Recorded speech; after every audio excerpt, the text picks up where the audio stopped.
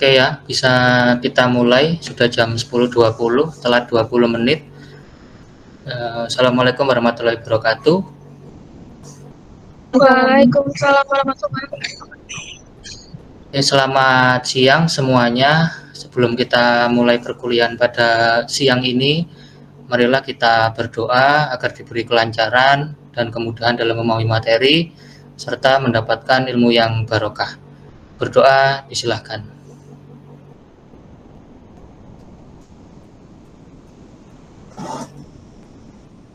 Berdoa selesai. Oke, untuk hari ini ada beberapa poin penting yang ingin saya sampaikan terkait dengan UAS data mining sama data warehouse. Kalau yang kemarin itu kan kita sudah belajar ETL kan untuk persiapan UAS data warehouse. Nah, untuk UAS data warehouse sendiri itu perlu saya ulang kembali bahwasanya itu nggak wajib berkelompok. Jadi kenapa kok di aturannya di draft saya itu mengisyaratkan ada ada dua mahasiswa dalam satu kelompok, karena kita memfasilitasi apabila ada mahasiswa yang nggak punya laptop setara Core i3 Gen 10 ke atas, atau mungkin laptopnya Celeron atau mungkin apa. Nah, dikhawatirkan ketika membuka aplikasi Pentaho dan melakukan proses ETL itu nanti laptopnya lemot atau mungkin gagal di proses ETL-nya. Nah, jadi saya dengan Pak Reza itu nggak ingin gagal ETL atau gagal proses, gagal install itu dikarenakan spesifikasi laptop yang kurang mumpuni. Jadi makanya di situ kami isyaratkan bahwasanya bisa berkelompok maksimal 2 mahasiswa. Nah, kalau seumpama sendiri boleh, ya boleh. Jadi kalau seumpama laptopnya itu mumpuni, paling minimal ya Core i3 Gen 10, RAM-nya di 4 GB, syukur-syukur 8, nggak harus pakai VGA, itu bisa dipakai untuk data mining, bisa dipakai untuk data warehouse, bisa dipakai untuk Laravel, bisa dipakai untuk artificial intelligence, itu bisa. Nah, gitu. Makanya kenapa data warehouse itu ada 2 mahasiswa dalam satu kelompok, gitu ya. Kalau boleh, kalau sendiri boleh, gitu. Nah, nanti kalau sendiri saya lebih enak ketika kita ada sesi interview, karena saya jadi tahu kemampuan dari masing-masing individu, gitu. Nah, sama hari ini kita kesepakatan aja, kan untuk data warehouse itu kan ada ada dua tipe ujiannya, ya kan, ada 2 mode. Yang pertama itu sampai mengumpulkan ETL-nya itu ke Google Form, file KTR-nya, file dari Pentaho, terus file CSV atau zip-nya datasetnya itu, terus yang terakhir itu file load hasil SQL-nya itu, .SQL-nya itu dari PHP Admin.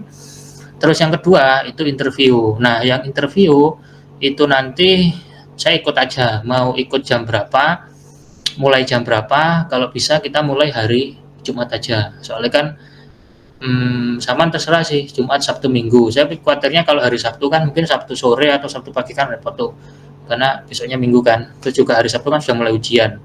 Nah, saya khawatirnya hari Sabtu sore itu sibuk gitu, jadi hari Minggu bisa, atau kita mulai habis maghrib juga bisa. Jadi hari Jumat habis maghrib, nanti per kelompok atau per individu 15 menit maksimalnya. Nggak ada benar, nggak ada salah. Terus untuk yang materi interviewnya materi interviewnya itu yang saya share kemarin itu, ya mungkin sudah disampaikan salah satu teman sampean tuh. Itu materi ada 5 slide, itu ya kurang lebih ya itulah materi untuk yang kita bahas waktu interview, gitu ya. Jadi saya jadi tahu nggak hanya dari praktek tapi dari teorinya itu, kira-kira pemahaman sampean terhadap data warehouse itu sampai mana, itu gitu. Jadi tujuan interview itu sebetulnya. Nah, kemarin saya sudah tanya ke kelas B, jadi perwakilan kelas B itu saya tanya, untuk UAS data mining itu ternyata presentasi. Nah, UAS data mining sampean itu kan hari Minggu, saya lupa jamnya, yang data warehouse kan hari Senin. Nah, yang untuk UAS data warehouse itu Google Form-nya itu, form pengumpulannya itu nanti maksimal dibuka, maksimal ditutup jam 23.55. Jadi dia nanti akan close by system, jadi hari Senin mulai hari ini sudah saya buka, nanti saya sampaikan ke salah satu teman di sini atau ke Mbak Miftah atau siapa. Terus habis itu bisa dikumpulkan kalau sudah melakukan proses ETL. Terus habis itu nanti kita tinggal jadwalkan untuk yang interview. Nanti interview saya share linknya, satu kelompok 15 menit. Cuman pilih sendiri mau jam berapa. Yang penting saya minta kepastian aja hari apa, bisa mulai jam berapa gitu aja. Kalau seumpama hari Jumat mulai jam 6 sore habis maghrib gitu ya wes, nanti saya buat janji temu di mana ini di Google Meet itu jam 6 sore sampai jam 9. Karena kan paling nggak 12 kelompok kan, 12 kelompok 1 jam aja saya baru dapat 4 kelompok. Nah, berarti kan kalau dikali 3 kan 12, dikali 3 kan 3 jam kan, 180 menit kan, 180 dibagi 60 kan 3 jam. Nah, itu. Yang penting saya minta hari sama bisa mulai jam berapa, itu kesepakatan aja. Gitu. Kalau harapan saya sih Jumat atau Minggu, karena hari Jumat itu kan kosong tuh, nggak ada perkuliahan kosong kan, event nggak ada juga, sama tinggal persiapan hari Sabtu ujian sama Sabtu, Minggu, Senin, Selasa. Kalau hari Minggu juga nggak apa-apa, karena hari Senin kan sudah ujian tuh. Nah, saya nggak mau ganggu, hari Senin ada sesi interview, sama ternyata belum buat file hasil ETL-nya itu, atau belum melakukan proses ETL. Itu intinya, saya nggak mau file itu di-copy. Toh juga kalaupun di-copy itu saya bisa men-tracing dari metadata filenya itu, gitu ya. Jadi kayak yang kemarin sama belajar belajar sistem terdistribusi, itu kan nggak ada yang mengcopy kan. Nah, itu karena saya tahu sendiri, karena yang nggak selesai kemarin berada di kelas tambahan gitu. Nah, ini juga maksud saya juga begitu, jadi nggak ada selesai karena by copy dari punya teman yang lain atau punya orang lain gitu. Nah, untuk video tutorialnya kemarin itu sudah saya share, itu bisa dilihat lagi proses instalasi sampai ke finish, itu di menit 46 sampai ke menit 1 jam 31 menit.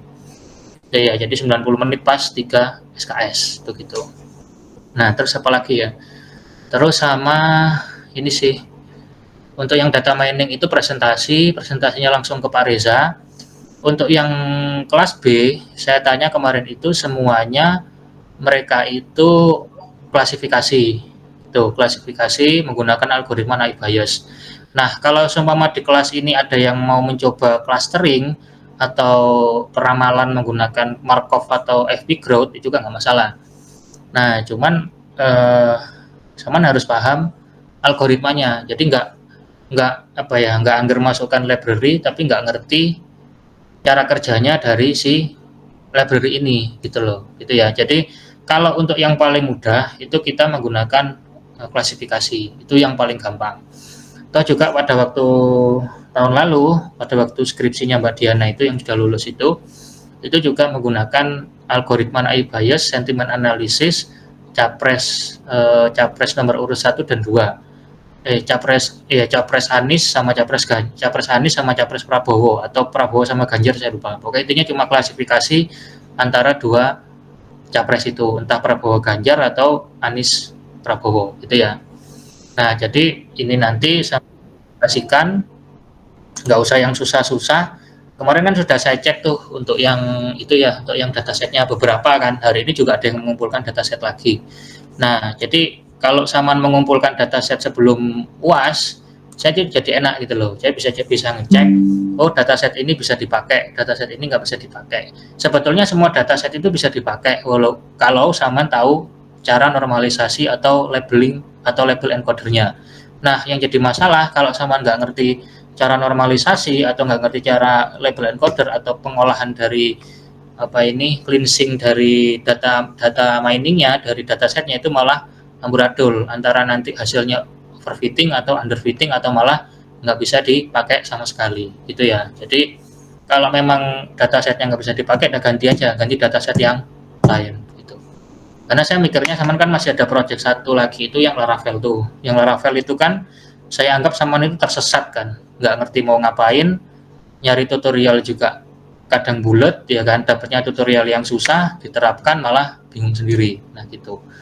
Jadi kesalahan yang Laravel itu adalah karena yang pengampunya itu kurang kompeten dalam mengampu materi tersebut. Itu akhirnya yang jadi korban Saman juga gitu ya. Jadi saya nggak ingin kejadian seperti itu, terutama di data mining, data warehouse, sama si sistem terdistribusi. Kalau yang algoritma AI-nya itu saya kembalikan ke Saman sendiri, itu hubungannya dengan Pak Makros. Kemarin juga Pak Makros itu puas dengan saya, jadi saya sampaikan apa adanya, yang saya share absensi, nama kelompoknya, terus DNS sama IP, termasuk juga ada yang hilang tuh, teman-teman ada yang hilang tuh ya juga saya sampaikan hilang. Jadi apa adanya aja. Termasuk ini nanti untuk yang laporan data mining dan data warehouse. Sebetulnya saya cuma melaporkan yang data warehouse saja ke Pak Reza, karena data mining itu Pak Reza itu mau diampu sendiri, bukan saya yang ngampu. Itu ya nggak apa-apa sih, karena berhubung ini sepaket kan dan bersambung dari minggu lalu, ya sudah, berarti data mining sama data warehouse itu jadi satu. Saya yang melanjutkan, gitu ya. Nah, sekarang saya share dulu untuk yang ini. Saya share dulu untuk yang sudah mengumpulkan lagi ke formnya itu. Nanti kalau seumpama nggak gerak, sharingnya nggak gerak, itu bisa dikonfirmasi ke saya ya. Jadi kuaternya kayak kemarin sharingnya nggak gerak sama diem aja. Nah, kayak ini kan saya lihat ini gerak nih, gitu ya. Nah, jadi nanti kalau seumpama nge-lag atau apa ya, sama sampaikan aja, atau nggak gerak, nggak berubah gitu loh.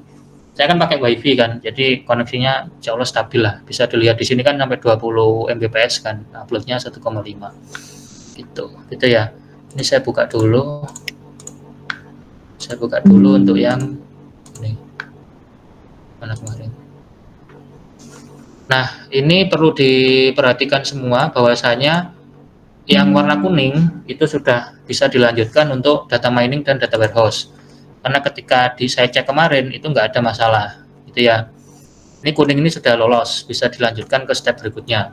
Terus yang warna orange ini bisa direvisi dulu, karena kemarin kan saya cek itu sampai ke Mas Muhammad Al-Fikri Ghazali ini error, maksudnya nggak sesuai sama standar dari apa yang mau studi kasuskan, gitu ya. Jadi tanggal 18 saya belum ngecek, nah nanti kita cek dulu dari tanggal 18 sampai yang hari ini.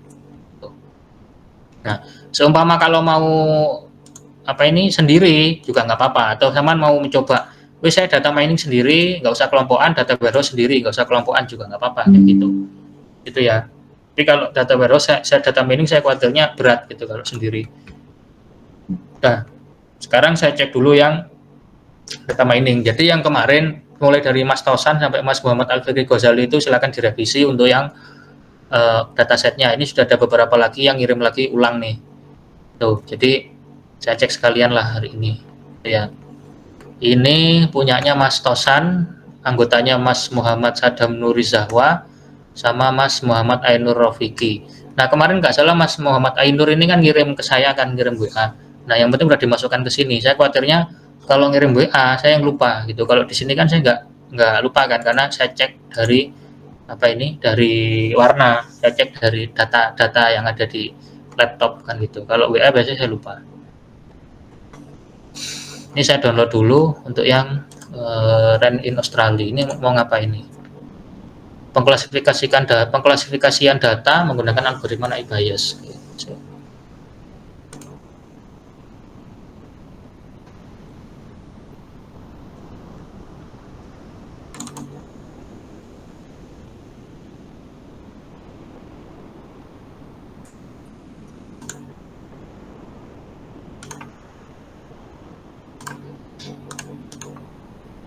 Saya close dulu.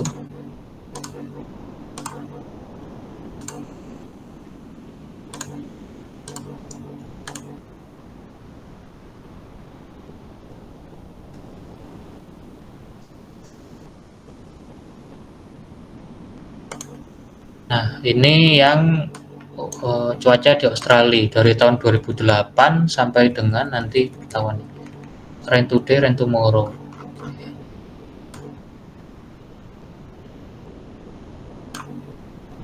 Ini berarti sampai ke 2017. Total datanya ada 145.460. Jadi kalau baca itu dikurangi 1, karena yang satu itu kolom head. Ya, yang satu itu data head. Jadi yang baris pertama warna kuning ini jangan dibaca. Ini cuma headnya aja. Sama bacanya itu dari baris kedua sampai bawah. Nah, ini untuk datasetnya itu udah bagus sebetulnya karena dia sudah lengkap. Mulai dari variabel variabel date, location, minimal temperatur, maksimal temperatur sampai ke pressure, temperatur, rain today sama rain tomorrow. Nah, ini sebetulnya bisa dipakai untuk yang klasifikasi. Jadi nanti mengklasifikasikan apakah besok hujan atau enggak gitu kan. Karena ini kan ada dua variabel tuh, rain today sama rain tomorrow. Kalau seumpama hari ini dengan ketentuan semacam ini, berarti hari ini nggak hujan, terus besok juga nggak hujan, gitu ya. Yang ini hujan, yang besok nggak hujan dengan ketentuan semacam ini, gitu. Nah, tapi saran saya ini bisa dipakai untuk yang peramalan aja, dipakai untuk Markov chain atau dipakai yang dipakai untuk yang ngarani FP growth, karena di sini kan dia labelingnya kan ada dua tuh, rain today sama rain tomorrow. Kalau kita bicara besok berarti kan bicara peramalan, bahasa kerennya itu forecasting. Nah, karena dia forecasting ya otomatis ya sama ikuti algoritma dari forecasting itu. Jadi contoh di ini coba saya cek lagi. Nah, dia kan memprediksi kan, predict the next day in Australia, bukan mengklasifikasikan hujan di Australia. Kalau seumpama datasetnya ini bukan bentuk seperti ini, jadi contoh nih, datasetnya itu cuma rain today yes no aja, tapi rain tomorrow-nya nggak ada, ya udah berarti itu bisa digunakan untuk klasifikasi gitu ya. Karena ada rain tomorrow, saran saya jangan dipakai karena itu hubungannya dengan forecasting. Nah, kalau seumpama di delete kayak tadi apakah boleh? Boleh, tapi nanti khawatirnya variabel yang di sini, label yang ada di sini itu ada hubungannya dengan yang ada di sini gitu. Jadi kalau bisa, saran saya kalau buat dataset itu jangan diubah-ubah. Dataset itu sudah dari berbagai macam variabel menjadi sebuah label gitu ya. Kalau mendelete-delete kayak gitu boleh kok sebetulnya, tapi khawatirnya label itu berkaitan erat dengan variabel yang ada di sebelah kiri gitu loh. Nah, itu yang saya khawatirkan. Ketika sama mendelete, ternyata nanti ketika dijadikan dites datasetnya, data uji dan data latih, itu nanti dataset sama data tes sama data latih itu nanti akhirnya overfitting atau underfitting gitu ya. Jadi permasalahannya bukan di dataset tapi orangnya yang meload dataset itu keliru, ada variabel yang dihapus atau label yang dihapus gitu ya. Nah, ini kalau mau diteruskan juga nggak apa-apa sebetulnya. Cuma nanti ketika ada error dan sebagainya ya sama harus coba sendiri gitu loh. Ya bisa sih tanya saya bisa, tapi kita lihat sendiri pun itu dari datasetnya itu sampai 145.460 baris gitu kan. Berarti ini kalau dipakai di Google Colab atau dipakai di mana itu Linux nanti otomatis berat ketika dia meload dari AI-nya itu gitu ya, atau proses data miningnya itu jadi berat gitu loh. Jadi cari dataset itu yang paling enggak ya minimal 1000 lah, maksimalnya 10.000. Kalau sudah ratusan ribu gini sawan perlu resource yang tinggi gitu loh, walaupun menggunakan Google Colab resource-nya ikut CPU GPU-nya Google, tapi kita kan untuk ngeload Chrome-nya itu kan juga besar kan, ketika kita merunning dari codingannya ini juga butuh RAM besar kan. Nah, saya khawatirnya dari situ laptopnya jadi bermasalah atau mungkin laptopnya jadi mati. Itu yang jadi masalah itu ya. Nah, ini bisa direvisi bisa enggak, ini saya kasih warna hijau lah. Nah, ini bisa direvisi bisa enggak, kalau enggak direvisi juga enggak apa-apa. Tapi nanti kalau ada apa-apa ya dicari-cari kendalanya di mana itu ya. Berarti dua ini yang rain Australia bisa direvisi bisa enggak? Yang itu tidak jadi. Oh, yang itu enggak jadi. Ya wes nggak apa-apa. Berarti ini saya jadi warna inputan lagi di bawahnya. Oh iya. Ya wes ini buat itu aja, buat pengetahuan aja bahwasanya dataset itu kita perlu kepekaan kan kalau mau nyari itu. Kalau mau pakai itu yang minimal sama harus peka sama dataset sama sendiri. Kalau datasetnya dirasa susah ya jangan dipakai gitu loh. Kalau datasetnya dirasa oh ini bisa cocok nih bisa dipakai aja. Karena ini masih belajar. Kalau di industri nanti ketika kerja itu datasetnya dataset internal perusahaan bukan dataset si Kaggle kayak gini. Nah, sama harus beradaptasi sama dataset yang ada di perusahaan gitu ya. Kalau mahasiswa gini masih kita adaptasi sama dataset yang ada di internet. Nah, terus yang selanjutnya ini pengklasifikasian apa ini? Menguji klasifikasi dataset e-commerce business transaction.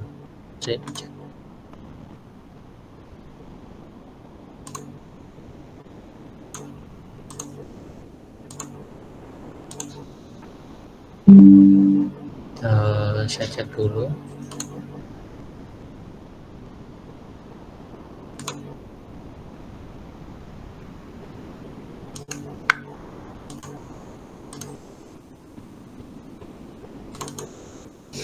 Ini malah 41 MB ini ya, keren ya.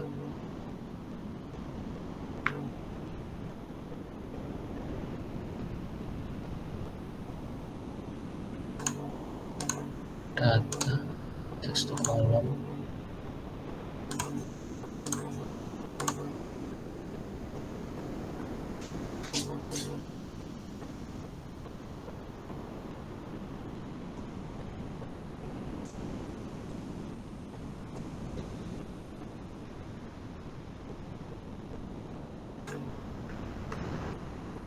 Nah, ini sampai ke baris 536.351.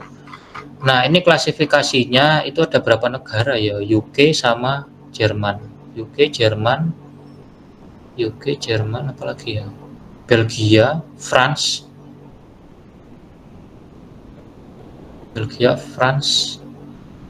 nanti saya carilah, ini bisa kok dicari labelingnya Belgia. Nah, ini berarti kan lebih dari 2 negara kan, untuk country-nya itu. Norwegia juga ada. Nah, berarti dataset ini itu sebetulnya bisa dipakai, tapi jangan banyak-banyak, dipotong aja di 1000 gitu. Potong jadi 1000, kalau baris jadi 1000 kan nanti ada berapa negara gitu ya. Anggap aja kalau sampai baris ke 1000 ya, kita ikut standar itu 1000. Sampai baris ke 1000 itu berarti kan 1001. Berarti di baris ke ini itu bisa dipotong dari sini ke atas.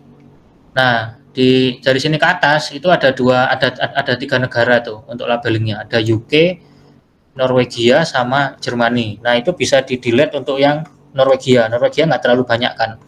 Diganti ke Jermani aja kalau memang untuk belajar loh ya. Tapi kalau untuk yang benar-benar sama ngikuti dataset yang data science itu nggak boleh itu dihapus, karena itu klasifikasi dari masing-masing negara. Gitu. Ini bisa dipakai, bisa diganti, terserah. Tapi kalau pakai jangan banyak-banyak, itu kan sampai ratusan ribu kan, sampai 1000 aja. Terus buat aja 2 negara tuh, UK sama Jerman. Belgia jangan dimasukkan, sama si tadi France jangan dimasukkan. Gitu ya, antara 2 negara aja. Bisa dihapus, bisa di replace atau bisa bisa di delete aja lah barisnya, nanti naik aja tuh yang baris ke selanjutnya 1001 dan seterusnya itu gitu ya.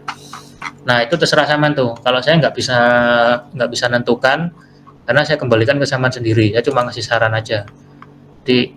Kenapa kok saya nggak menyarankan dataset yang terlalu banyak, karena hubungannya sama spesifikasi laptop. Itu beres untuk yang sales transaction ini. Memang kalau di Kaggle itu datasetnya keren-keren sih, tapi Saman harus paham juga mana yang bisa dipakai, mana enggak. Saya juga download dataset itu juga puluhan jumlahnya, tapi saya juga ngerti gitu loh, mana yang mau saya pakai, mana yang hanya sekedar saya pengen belajar aja dari isi dataset itu, gitu ya. Nah, terus ini warnanya hijau aja nih, ini warnanya hijau aja karena saya juga nggak pasti Saman mau pakai atau enggak. Yang benar-benar bisa dipakai itu warna kuning nih, benar-benar bisa dipakai. Nah, yang red wine quality, oh iya, untuk yang dataset data warehouse itu saya nggak nuntut Saman buat datasetnya kayak gimana, enggak. Yang dataset data warehouse itu terserah, yang penting ada kolom, ada baris, sama ada data headnya ya, kolom head apa itu ya, kolom head itu. Jadi kalau nggak ada itu kan nggak bisa diekstraksi kan, nggak tahu tuh yang mau dimasukkan tuh apa gitu kan. Nah, dari situ nggak ada masalah untuk yang di data warehouse, karena terserah sampean tuh, yang penting datanya kalau bisa minimal 1000 tuh, karena kita ketika di industri nggak ada data 10, 25, 100 dimasukkan ke data warehouse, itu nggak ada, pasti sudah ribuan atau puluhan ribu atau ratusan ribu gitu ya. Nah, ini yang red wine quality, coba saya download dulu.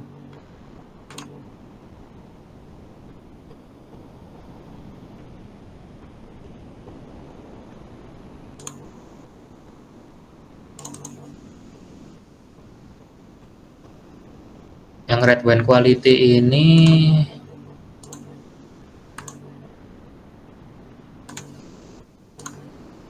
nah, kalau datasetnya nggak terlalu banyak kan dibuka di Excel kenceng tuh, nggak loading kayak yang tadi tuh 140.000 itu lama itu kalau dibuka di laptop tuh. Nah, ini ada label. Di sini variabel, sini label. Warna kuning ini label ya. Nah, di quality ini ada 5, 5, 6, 5, 5, 7, 5. Saya nggak tahu ini artinya apa. Nah, ini bisa dicek dulu di sini artinya 5, 6, 7 itu apa ya. Quality score between 0 and 10. Berarti begini. Bisa digunakan dataset ini, tapi sama harus mengklasifikasikan dulu. 5 ini kualitinya termasuk apa? Apakah dia termasuk enough atau cukup, ya kan? Terus yang 6 ini termasuk apa ini fire atau cukup? Atau yang 7 ini termasuk good atau baik. Ini ya. Nah, kalau klasifikasi itu pastikan, ya jangan pastikan sih. Kalau klasifikasi di label atau ini di kolom terakhir ini jangan yang numerik, karena kalau numerik sama bingung. 5 ini apa, 6 ini apa, 7 ini apa, 4 ini apa. Nah, 4 ini bisa diklasifikasikan low atau kurang. Ini ya. Nah, itu yang perlu saman perhatikan itu ini. Jadi kalau bisa untuk label itu jangan dalam bentuk numerik, itu cari dalam bentuk varchar atau string. String itu bentuknya seperti ini. String kalau di basis data namanya varchar kan. Ini ya variabel karakter gitu ya. Tapi kalau di data science itu bilangnya string. Itu. Nah, jadi quality ini masih gelambiar nih, masih nggak tahu 5 ini apa, 6 ini apa, 7 ini apa. Sementara di dataset di Kaggle itu dia cuma bilang 1 until 0 is quality. Nah, quality apa? Quality itu kan nggak ada itu kan, nggak ada apa itu, nggak ada bener, nggak ada salah kan. Kayak saya buat skala 1 sampai 10 gitu kan. Skala 1 apa, skala 2 apa kan juga subjektif tuh, ya kan. Nah, ini loh. Nah, jadi cari aja, atau kalau nggak mau nyari, nggak mau ngerevisi, dataset ini revisi aja tuh. 5 jadikan apa, 6 jadikan apa, 7 jadikan apa, 4 jadikan apa, gitu ya. Itu kalau nggak mau ngerevisi. Jadi di label encoder sendiri sebelum masuk ke Colab, atau mau di label encoder sendiri di Colabnya juga bisa. Tapi masalahnya setahu saya label encoder di Colab itu merubah dari string menjadi numerik, bukan dari numerik jadi string.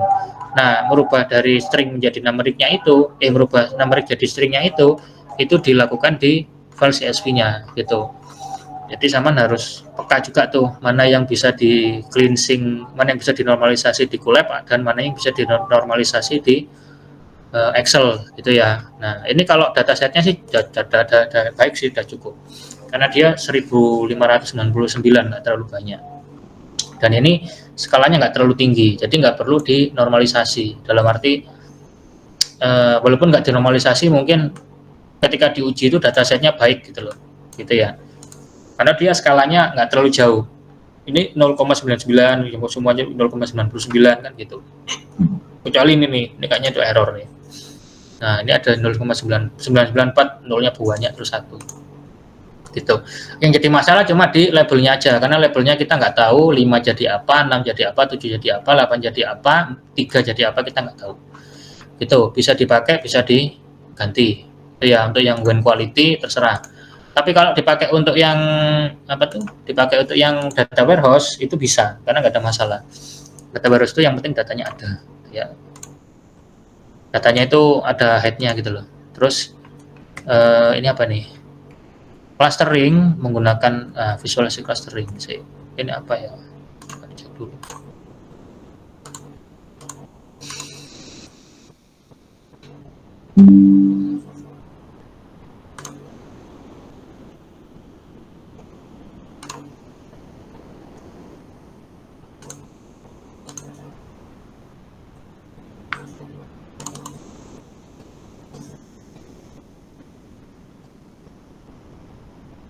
Nah, ini yang untuk dataset salary. Dataset salary ini. Ini kan maunya clustering toh, maunya clustering. Nah, kalau clustering Itu ada satu aturan yang harus Saman ikuti, harus Saman sepakati bahwasanya untuk clustering dia itu tidak menerima data dalam bentuk string gitu. Jadi data ini nggak bisa dipakai kalau di clustering. Ya, kolom ini nggak bisa dipakai karena dia bentuknya string. Yang bisa dipakai itu adalah yang ini, dan ini. Nah, data ini sudah jelas salah ketika dipakai untuk clustering karena dia mengcluster apa? Wong ininya aja bentuknya itu loh, bentuknya apa tuh? Label, bentuknya itu string gitu loh. Sementara kalau clustering itu bentuknya harus numeric karena dia mengubah dari string menjadi numeric. Itu ya. Nah, kalau yang when quality itu bisa dipakai untuk clustering malahan karena dia nggak ada itunya, nggak ada stringnya, dia semuanya numeric. Jadi kebalik nih, kalau seumpama si siapa nih kelompoknya siapa tadi? Kelompoknya Pemas ini mau pakai punyanya Mas Muhammad Ainur Rafiqi yang when tadi itu bisa dipakai untuk yang clustering ya. Karena dia datasetnya udah benar. Jadi ketuker aja nih sebetulnya. Red when quality bisa dipakai clustering, tapi yang naik bias itu nggak bisa pakai red when quality karena labelnya nggak jelas. Tuh. Karena yang red when quality nggak ada si label, semuanya kolom. Nggak ada string tapi semuanya numeric. Gitu.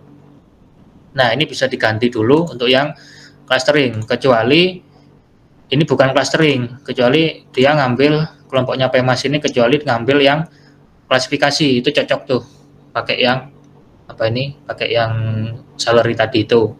Berhubung karena maunya clustering, ya wes berarti datasetnya harus mengikuti aturan dari clustering gitu ya. Terus untuk yang ini selanjutnya Mas Chandra Wijikusuma, Mas Muhammad Ivan Aditya cuma ditukar aja nih sama satu Mas Muhammad Fatoni Abdillah itu supermarket sales. Supermarket sales ini apa ya?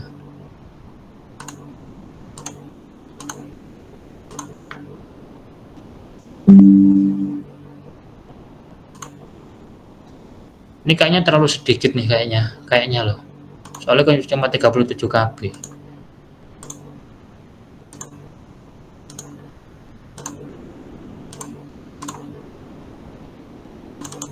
Ini klasifikasi ya nggak salah ya, kayak klasifikasi. Nah, klasifikasi.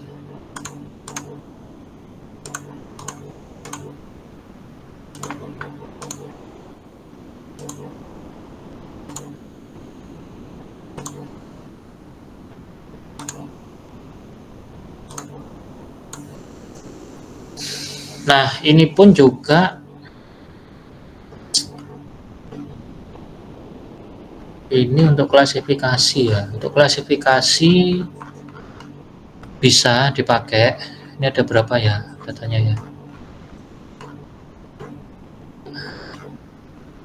Datanya ada 1000, berarti dia mengikuti aturan dari data mining. Cocok ya, untuk aturannya cocok. Tapi untuk yang ini apa tadi? Menguji klasifikasi dataset supermarket berdasarkan hasil ratingnya, berdasarkan ratingnya itu keliru. Jadi rating ini nggak bisa diklasifikasikan. Dia bisa diklasifikasikan untuk yang paymentnya, karena payment ini bentuknya string. Gitu. Nah, di payment ini sama bisa klasifikasikan berdasarkan customer yang dari negara mana, brands apa, dia paymentnya pakai apa, e-wallet kah, pakai cash kah, pakai credit card kah, gitu ya. E-wallet itu jadi 1, cash jadi 2, credit card jadi 3, gitu. Karena ini untuk pembayarannya ada 3, e-wallet, cash, sama credit card. Nah, untuk yang secara mudahnya, kalau untuk data mining yang betulan pakai form ya, jadi nanti kalau Saman bener-bener develop data mining, nggak sekedar muji, itu 3 ini lebih sulit daripada mengklasifikasikan dua label. Kalau mau benar-benar dikembangkan sampai ke skripsi mungkin, itu antara e-wallet sama cash, credit card nggak usah dimasukkan. Jadi e-wallet itu kan non tunai, cash tunai kan. Nah, gitu aja untuk klasifikasinya. Kalau untuk belajar ini bisa dipakai untuk klasifikasi karena dia ada 3 tuh, ada e-wallet, cash, sama credit card. Dan ini cuma menguji aja loh ya, bukan membuat datasetnya, bukan membuat aplikasi data mining yang benar-benar siap pakai kan, enggak kan, sama hanya menguji aja kan. Ataupun kalau menguji kalau nggak sesuai standarisasi, itu nanti hasil ujinya juga nggak valid gitu. Itu ya. Jadi ini bisa diubah, bisa enggak. Jadi kalau saran saya ini dipakai boleh, tapi buat aja dua variabel, antara cash sama e-wallet kah, atau credit card sama cash kah, atau apalah itu. Jadi nanti ada pembeda antara tunai sama non tunai, itu ya. Nah itu beres tuh untuk yang supermarket sales. Kalau untuk aturannya sendiri udah 1000 udah cocok. Nah ini tetap saya warna hijau karena saya nggak tahu tuh Saman mau pakai atau enggak. Ini kan cuma saran aja kan. Terus yang ini sudah direvisi lagi, klasifikasi dataset film populer di Netflix.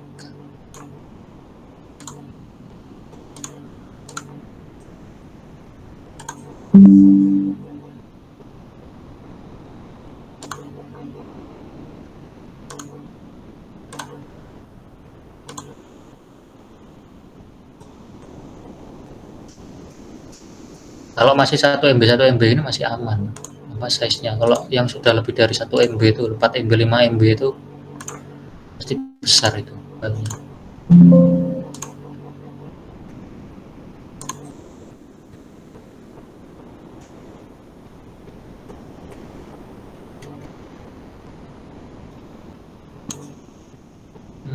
Detail year votes.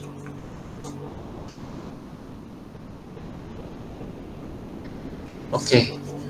Ini untuk yang movie Netflix. Ini gitu nggak kelihatannya nggak ada masalah ya, kelihatannya nggak ada masalah. Tapi ketika di split itu jadi masalah. Jadi masalahnya karena dia CSV kan comma separate value kan. Nah itu jadi pisahnya jadi banyak tuh. Coba ya. CSV, koma. Oke. Nah ini jadi banyak nih. Padahal dia labelnya nggak sebanyak ini. Sorry, variabelnya nggak sebanyak ini. Padahal cuma title, year, certificate, duration, genre, rating, description, start, dan votes. Coba ya kita hitung dulu ya. Berarti ini ada berapa? Ada berapa label nih? Ada berapa variabel? 1, 2, 3, 4, 5, 6, 7, 8, 9. Nah ini totalnya cuma 9 variabel. Tapi ketika di split datanya itu jadi nggak karu-karuan. Di 64 variabel. Lebih. Masih ada lagi. Nah, jadi 65 variabel. Nah, ini tolong diubah dulu karena dia terlalu banyak apa ya? Tanda baca koma di dalamnya. Akhirnya ketika di split si machine learning nanti menganggap itu di luar dari variabel gitu loh. Karena dia kan CSV itu kan dibaca dari koma kan, bukan dibaca dari titik koma. Kalau sama-sama mau ubah koma jadi titik koma semua juga nggak apa-apa. Jadi contoh ya, kalau seumpama mau di kayak gini juga boleh kok. Seumpama koma jadi titik koma gitu. Tapi juga nanti nggak ada pengaruhnya juga ketika di replace. Nah ini aja replace-nya itu ketemu 177.006 replacement. Berarti kan saking banyaknya saking banyaknya koma di dataset ini gitu kan. Padahal juga ini nggak semuanya koma loh, nggak semuanya itu dianggap ini nih, nggak dianggap label, nggak dianggap variabel. Coba ya, kalau jadi titik koma, saya split itu jadinya kayak gimana? Semikolon. Nah ini cocok nih, kalau pakai titik koma. Tapi ada yang kelewat juga, itu ya. Ada yang kelewat juga, termasuk di rating, masuk di votes. Nah ini juga ada yang kelewat. Kelewatnya di mana? Kelewatnya di sini. Dia nggak ada votes-nya, kosong. Ini pun juga kosong. Tuh, gitu ya. Ini perlu direvisi dulu untuk yang dataset yang ini. Kalau diubah ke titik koma, jadi tuh ketemu. Nah, genrenya ada action, komedi, sama drama. Ini pun juga perlu diubah lagi. Diubah lagi jadi dari titik koma, jadi koma. Nah, jadi ini ya. Nah ini baru normalisasi di Excel, belum masuk normalisasi di Python gitu ya, di Pythonnya itu gitu. Ini untuk yang Netflix movie bisa diubah, bisa enggak. Kalau enggak ya sama harus ekstra misah ini sih, misah apa votes-nya ini. Terus sama nanti cari aja klasifikasi berdasarkan rating atau apa ya ini, deskripsi atau apa ini. Karena di sini tuh kurang jelas tuh. Kalau mau diklasifikasikan berdasarkan votes pun itu ada data yang kosong. Duh, mana tadi? Coba dilihat dulu. Nah, di votes ini ada data yang kosong. Coba ya, saya conditional formatting equal to kosong.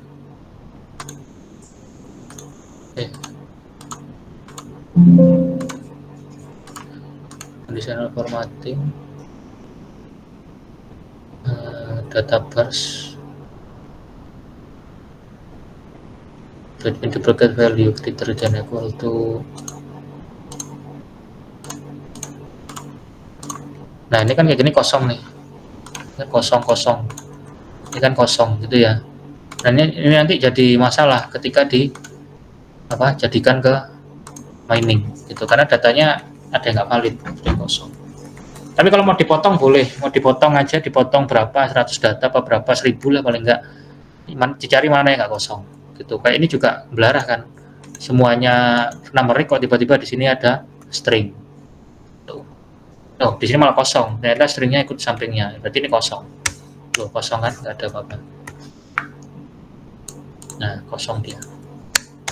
Gitu ya. Jadi ini bisa diubah dulu untuk yang movie Netflix supaya nggak terlalu sulit. Terus apa lagi tuh? Tapi kalau dipakai untuk itu bisa kok, dipakai untuk data warehouse bisa. Ini untuk yang channel. Klasifikasikan channel.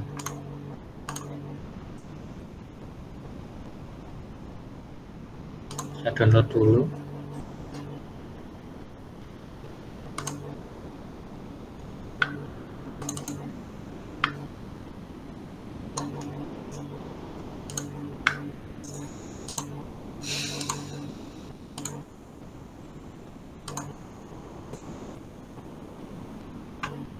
Ini bisa diklasifikasikan berdasarkan kategorinya ya, ada musik, film, animation, people. Nah, ini pun juga loh, ini juga ada yang salah tuh. Nah, ya enggak. Nah, ini juga akhirnya data nggak valid kan. Masa ada tuh klasifikasi kategori usyoutuber.me/global/all kan nggak ada. Yang bener kan gaming, entertainment, show, education, dan sebagainya. Atau dicari berdasarkan started tahunnya. Tapi kok aneh kalau klasifikasi berdasarkan tahun tuh. Ya, klasifikasinya ya berdasarkan kategori. Kalau dia contoh YouTube apa, terus subscribernya berapa, video view-nya berapa, video count-nya berapa, masuk kategori apa kan gitu. Bukan berdasarkan tahunnya. Jadi contoh kalau Saman buat data mining yang asli tuh, ada user mau ngentrikan YouTube-nya si Budi cuma Budi, subscribernya ada 1000, terus video view-nya cuma 10.000, video count-nya 100 umpama. Nah, dia kategorinya semua kategorinya education atau pendidikan gitu ya. Masa yang dicari orang tuh dia mulainya tahun kapan, kan nggak mungkin. Yang dicari orang kan, oh si Budi ini kategorinya apa ya, masuk kategori klasifikasi apa itu pendidikan kah, hiburan kah, entertainment kah, apa itu film kah, musik kah, atau apa kan gitu. Jadi Saman harus peka bahwasanya yang diklasifikasi itu bukan tahun tapi kategori ya. Ketika ketemu kategori yang kayak gini, ya udah berarti ini nggak bisa dipakai. Yang nggak bisa dipakai itu bukan datasetnya, tapi kolom-kolom yang memiliki link dan tidak sesuai dengan aturan yang ada di kolom tersebut, gitu ya. Kayak ini kan aneh tuh, ada nggak klasifikasi us.youtubers.me kan nggak ada, tuh gitu ya. Tapi kalau untuk dari jumlah ininya 1000 cukup. Tapi kalau sama delete ya nanti nggak sampai 1000 gitu. Atau kalau nggak mau di delete ini diganti aja. Jadi contoh ini diganti education, tinggal kopikan aja deh, udah beres gitu ya. Sama 0 ini udah biarkan aja nggak apa-apa, itu udah biarkan aja, tapi kategorinya ubah aja jadi mengikuti yang ada di atas. Tapi dia terlalu banyak tuh kategorinya, musik, film, education, show, entertainment, gaming, terlalu banyak. Ya paling enggak dua klasifikasi dulu, namanya belajar ya. Kalau sudah expert, sudah mulai jauh ya klasifikasinya bisa banyak itu. Jadi hari ini itu untuk datasetnya semuanya itu bisa direvisi dulu, nggak ada yang bisa langsung dipakai. Yang bisa langsung dipakai itu yang atas tuh, yang kuning nih, yang kualitas air. gitu. Ini ada yang ditanyakan dulu nggak untuk yang ini apa? Untuk yang nyari dataset ini ada pertanyaan ini. Bagaimana cara menentukan data yang bagus buat data mining? Kalau yang atas ini apakah data miningnya dibuat sebagai laporan? Enggak, enggak ada laporan, cuma presentasi aja. Ya, kalau ini bagaimana cara menentukan data yang bagus buat data mining? Nah, ini saya carikan itu ya, saya carikan contohnya yang bagus. Nah, kamu buka website Kaggle, terus di situ kan ada search bar tuh. Nah, mau ngapain? Mau clustering kayak, mau klasifikasi kayak, mau apa kayak. Nah, itu cari aja di sini clustering gitu. Semua ini mau clustering. Nah, di sini cari yang bukan kode. Ini kan kode nih, kode. Cari yang dataset. Nah, cara nyari datasetnya itu dicari aja di sini, dataset CSV. Nah, ini kan isinya dataset semua kan. Nah, isinya dataset semua. Coba saya cek yang ini aja lah, credit card ya.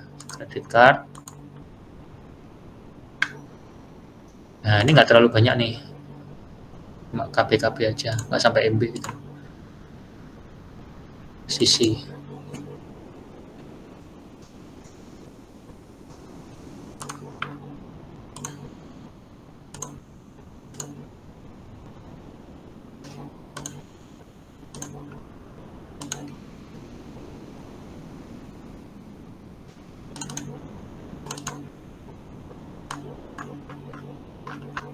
Nah, ini dia bahas apa nih di sini? Coba kembali lagi. View more. Tenure of credit card service for user. Nah, oke, berarti ini kan tenor kan. Dia mencari mengklasifikasikan berdasarkan tenor. Jadi gini. Di kolom terakhir ini kan jadi tenor. Ini kan jadi tenor. Nah, di ini kan dia jadi label kan, jadi labelnya tenor. Jadi dari beberapa variabel yang ada di kiri, mulai dari customer ID, balance apa ini, balance, frekuensi, purchase, one off purchase dan sebagainya, sampai ke sini itu dia tenor. Nah, tapi gini, yang perlu diperhatikan Saman adalah ini kan dia bukan itu ya, bukan karakter ya, dia bentuknya label. Dia bentuknya numeric. Nah, kalau di Kaggle kita harus jelinya di sini, clustering apa dulu? Dia clustering pakai naive Bayes kah, atau pakai algoritma yang lain kah? Karena untuk algoritma clustering itu ada banyak sekali, coba ya, algoritma clustering macam-macam. Ada loh algoritma yang susah itu, algoritma ini apa itu, genetik itu susah itu. Nah, ini ada K-means, ada mean shift clustering, ada DB-scan, ada GMM, ada tuh, ini baru, ini 4 nih, untuk clustering aja ada 4. Nah, bisa jadi yang di Kaggle tadi itu digunakan untuk, bukan untuk naive Bayes gitu loh, digunakan untuk yang tipe apa itu, tipe itu yang lain, tipe algoritma yang lain gitu ya. Ini saya nyari apa nih, clustering ya. Oh, sorry, saya carikan yang klasifikasi aja. Kalau clustering bisa dipakai yang tadi itu karena dia bentuknya kan apa itu, number ya. Nah, jadi ini bisa dipakai untuk clustering, cocok nih dipakai untuk clustering karena nggak ada itunya, nggak ada stringnya, semuanya dalam bentuk label, semua dalam bentuk number. Customer ID nggak diperlukan kalau di clustering. Yang diperlukan tuh dari balance, dari saldo sampai ke tenor gitu ya. Semuanya kan sama lihat tuh label tuh. Sama lihat semuanya kan angka, nggak ada yang string kan. Nah, gitu ya. Ini tadi saya salah persepsi. Saya kira ini untuk clustering. Untuk clustering, ternyata untuk klasifikasi. Untuk clustering yang tadi ternyata saya cari yang klasifikasi untuk yang ini. Nah, saya cari yang klasifikasi dulu.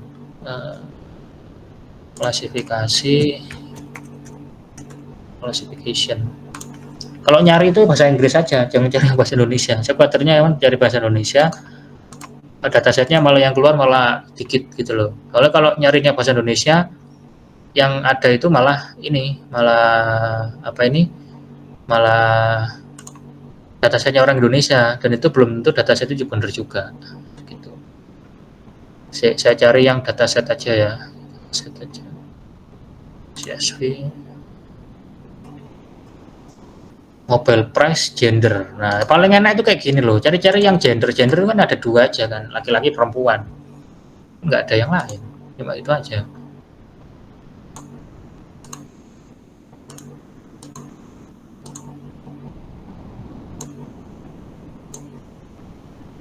Walah, kelewat.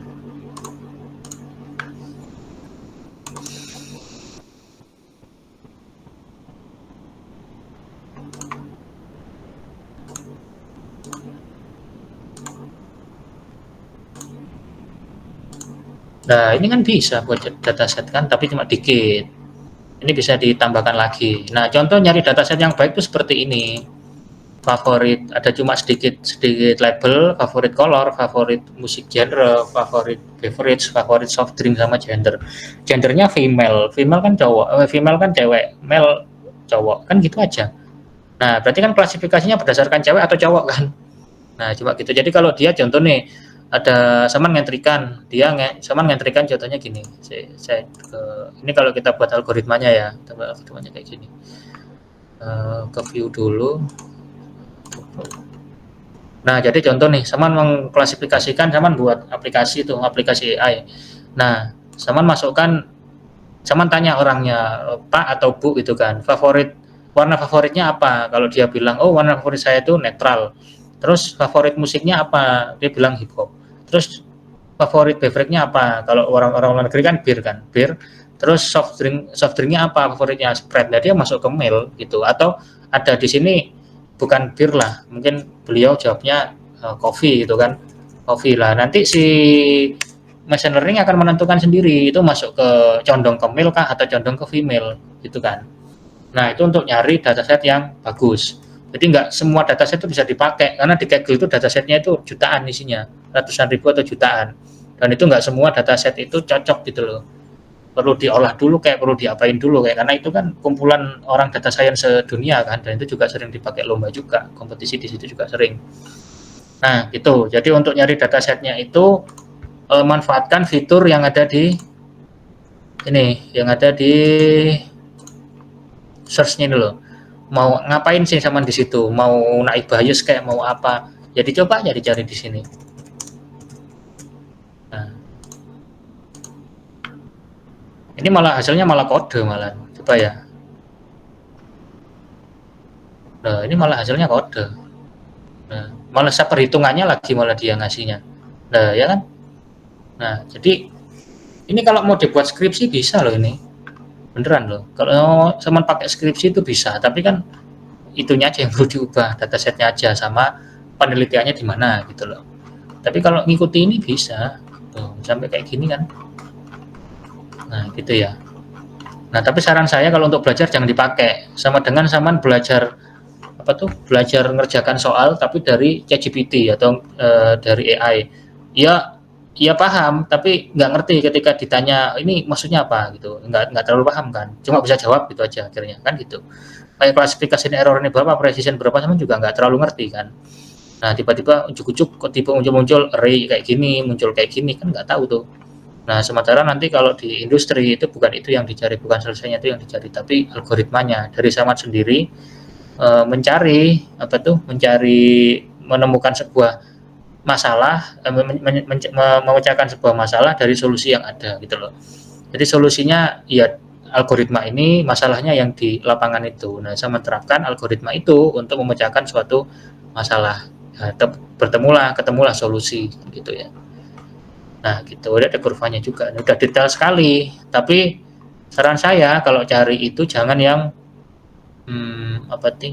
jangan yang kode, cari yang dataset. Kalau dataset enak, Saman bisa belajar. Jigsaw, toxic. Coba saya cek. Wah, ini 56 MB, saya nggak berani kalau terlalu besar kayak gini. Bukanya itu lama soalnya. Ini malah 2 KB, ini apa ya 2 KB?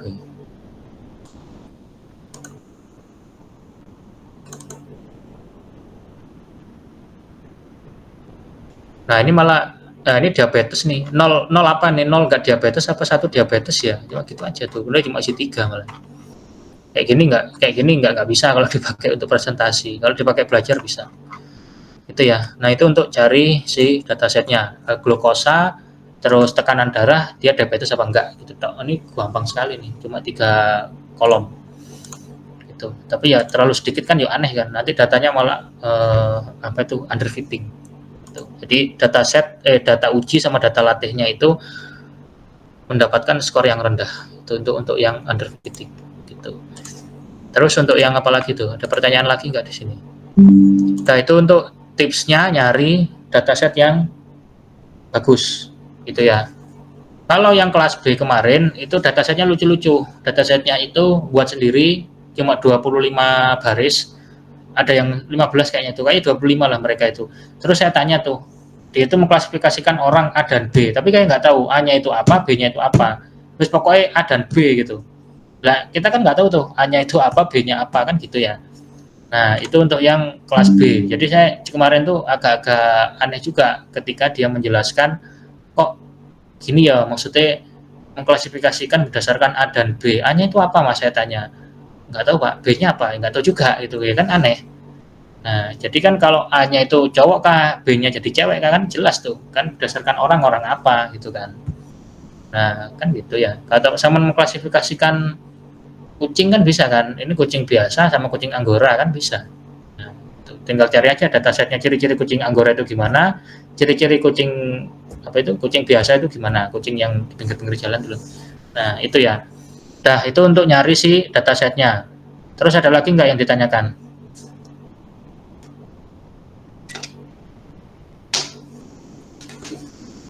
Nggak ada. Kalau nggak ada, saya lanjutkan untuk yang naik bias. Kemarin itu kan yang minggu lalu itu naik biasnya terlalu detail kan, terlalu panjang. Akhirnya ya sebetulnya nggak terlalu panjang sih, itu yang standar. Tapi kalau sama mengikuti standar yang di situ, nanti akhirnya ya agak lama juga. Itu untuk yang proses mempelajari dari algoritmanya. Tapi lebih bagus seperti itu ya. Tapi kalau mau lebih cepatnya itu kalau untuk ujian aja ya udah pakai yang sederhana ini aja. Nah, ini saya presentasikan untuk yang naik bias dulu, terus nanti yang Cummins. Kalau nggak salah yang Cummins itu ada ketemu berapa tadi? Yang Cummins itu ketemu 1, 2,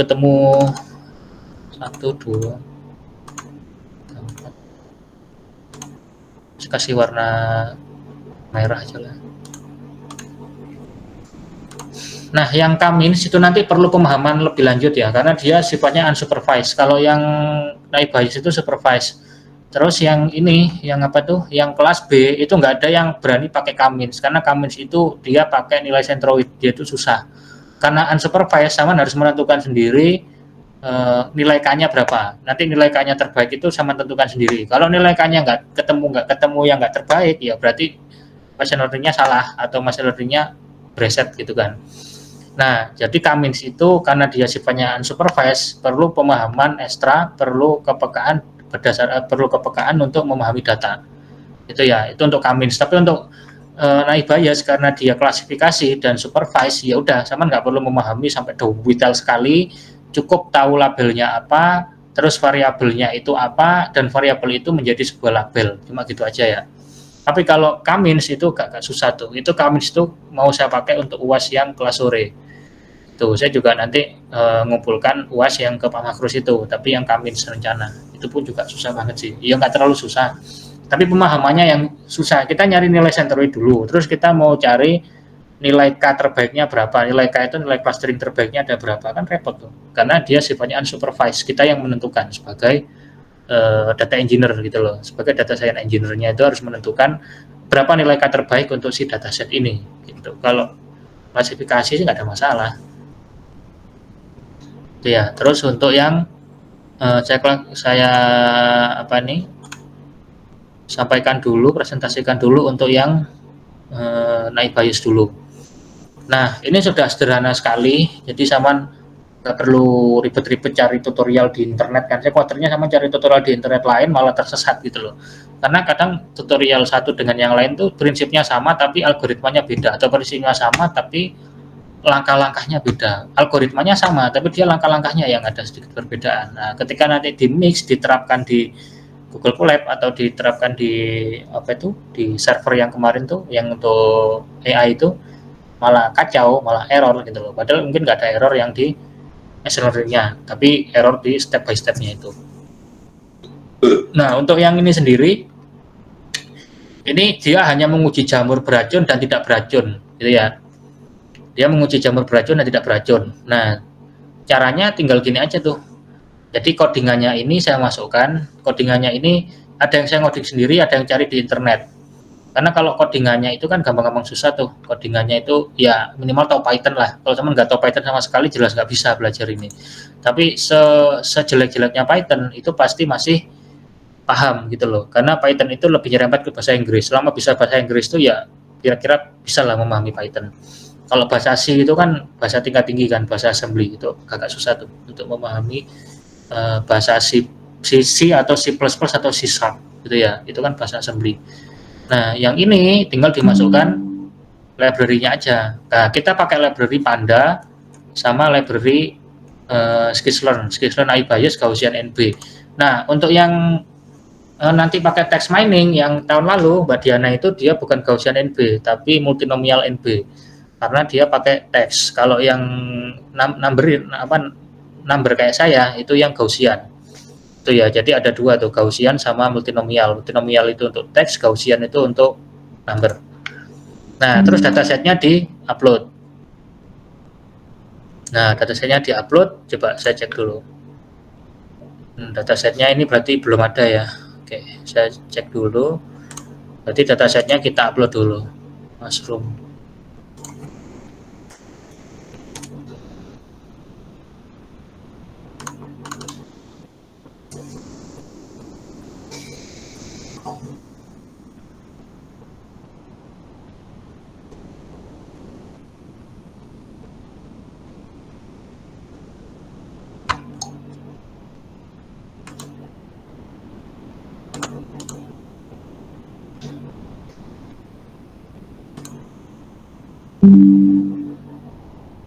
Ya, tunggu masih loading, harus selesai.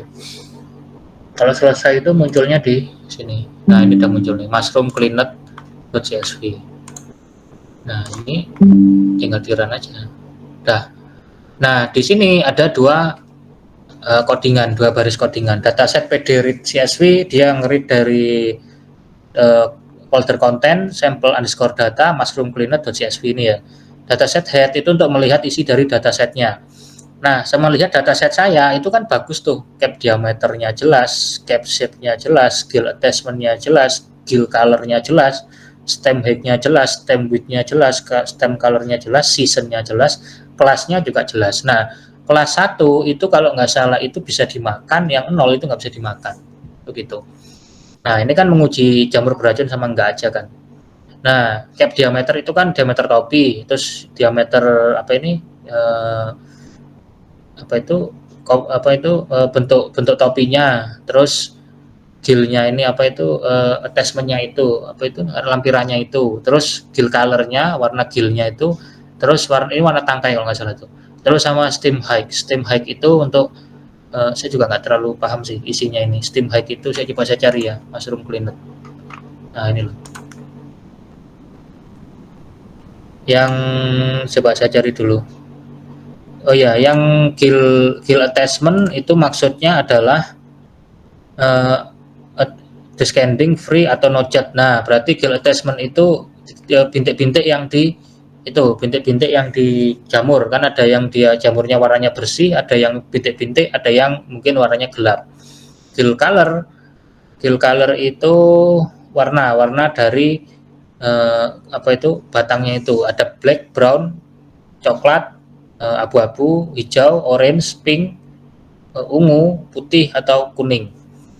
Nah, terus untuk yang ini stem color ini apa ya? Stem color itu saya cari dulu. Stem color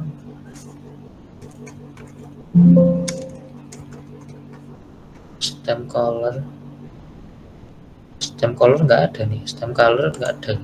Stem width ini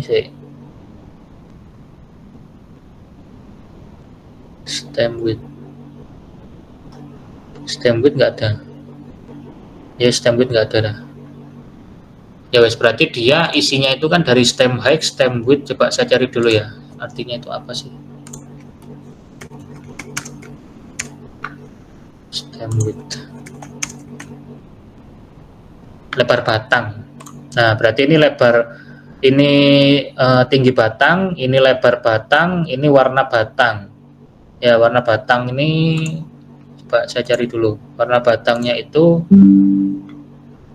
ini yang apa itu, yang Kaggle nggak saya share ya, sama cukup lihat yang collab-nya aja. Yang warna batang itu yang tadi itu black, brown, buff, coklat, green, orange, purple, white atau yellow itu ya untuk warna batangnya. Terus habis itu session ini untuk yang apa tadi? Session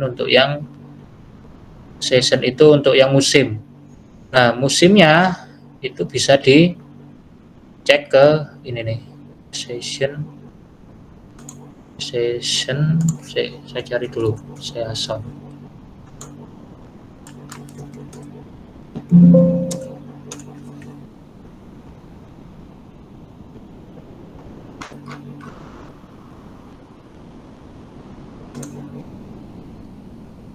App color, voices, attachment.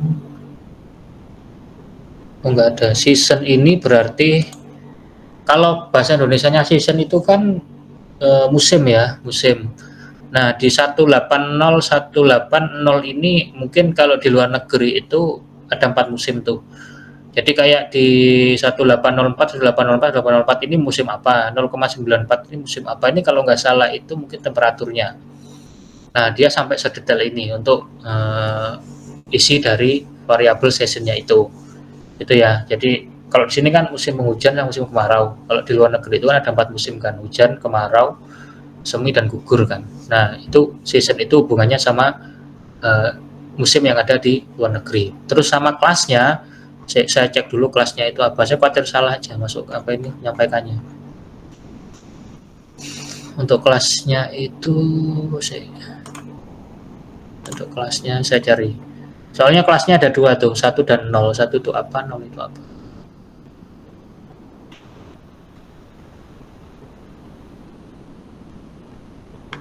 Oke, kelasnya itu yang E itu edible, P itu poisonous. Nah, sekarang saya share dulu untuk dataset saya yang asli ya. Dataset saya yang asli saya share dulu. Bentar, saya share dulu.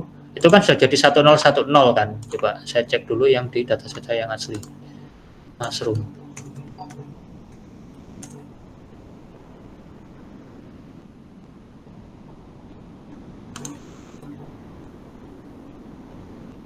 Mana ini mushroom?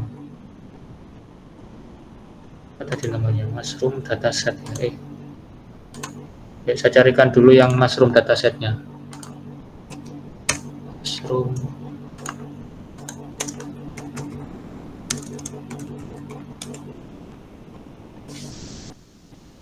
Ya, supaya tahu itu, karena di situ sudah jadi 10. Saya khawatirnya dataset saya nggak cocok. Bentar dulu. Kalau seingat saya yang mushroom tadi itu, yang 1 itu bisa dikonsumsi, yang 0 itu nggak bisa dikonsumsi. Jadi dia yang 1 itu nggak beracun, yang 0 itu beracun, begitu. Nah, tapi datasetnya saya belum nemu, dataset aslinya. Dataset aslinya kayak ketimbun ke bawah-bawah nih, nggak terlalu banyak juga di laptop saya itu. Itu ya, saya cek lagi di dataset aslinya. Karena kalau di penjelasan di Kaggle itu E sama P, di mana E itu edible, P itu poisonous. E itu kan berarti bisa dimakan kan, yang P itu kan poisonous, itu berarti kan beracun. Nah, itu kayak sih 1 itu bisa dimakan, yang 0 nggak bisa dimakan gitu ya. Nah, itu untuk kelasnya, karena kelasnya itu saya jadikan di encoder jadi angka. Dengan jadi angka 1 dan 0, di mana 1 jadi tidak beracun, 1 tidak beracun dan 0 jadi beracun. Itulah, kalau nggak di encoder hasilnya apa ya, dia nggak bisa dipakai, karena si naive bias itu dia hanya bisa mendeteksi angka, bukan mendeteksi si label. Nah, label itu dilakukan pendeteksian oleh manusia di awal tadi, ketika sama memasukkan ke mana tadi, ke CSV-nya itu. Jadi contoh ya, kalau ada kalau ada apa ini, kalau ada dataset yang model kayak begini, saya hentikan dulu. Jadi ada dataset yang modelnya kayak gini, sama juga harus ngerti itu. Dataset yang model kayak gini itu juga ada. Mana ya? Window, Chrome tab. Ini aja lah.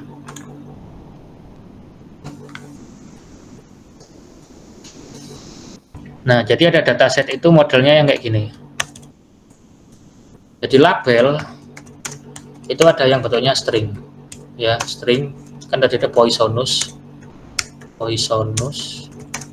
dan beracun dan tidak beracun, edible. Poisonous jadi beracun, edible enggak beracun, gitu kan. Nah, ketika dimasukkan ke machine learning, nah string ini menjadi sebuah angka 1 dan 0 gitu. Nah, kenapa kok jadi 1 dan 0 dalam bentuk binary? Karena alasannya komputer itu hanya bisa menerima data dalam bentuk angka. Nah, sekarang hubungannya sama ini apa? Sama string tadi loh. Berarti kan nggak perlu nyari yang label kan? Nggak perlu nyari yang apa tadi? Varchar kan? Nggak perlu nyari yang apa tuh? Yang ngarani string kan? Nah, fungsi dari string ini adalah supaya bisa dibaca oleh manusia. Itu orang itu nggak bisa baca 1 dan 0. Itu dia lupa 1 itu apa ya, 0 itu apa ya. Dia itu lebih gampang baca ini poisonous sama edible, di mana poisonous itu beracun, edible itu nggak beracun. Ini konsepnya sama dengan zaman kemarin belajar sistem distribusi. Nah, zaman belajar ini itu juga kan lebih gampang baca sister.com, ingat sister.com daripada harus ingat IP yang modelnya kayak gini.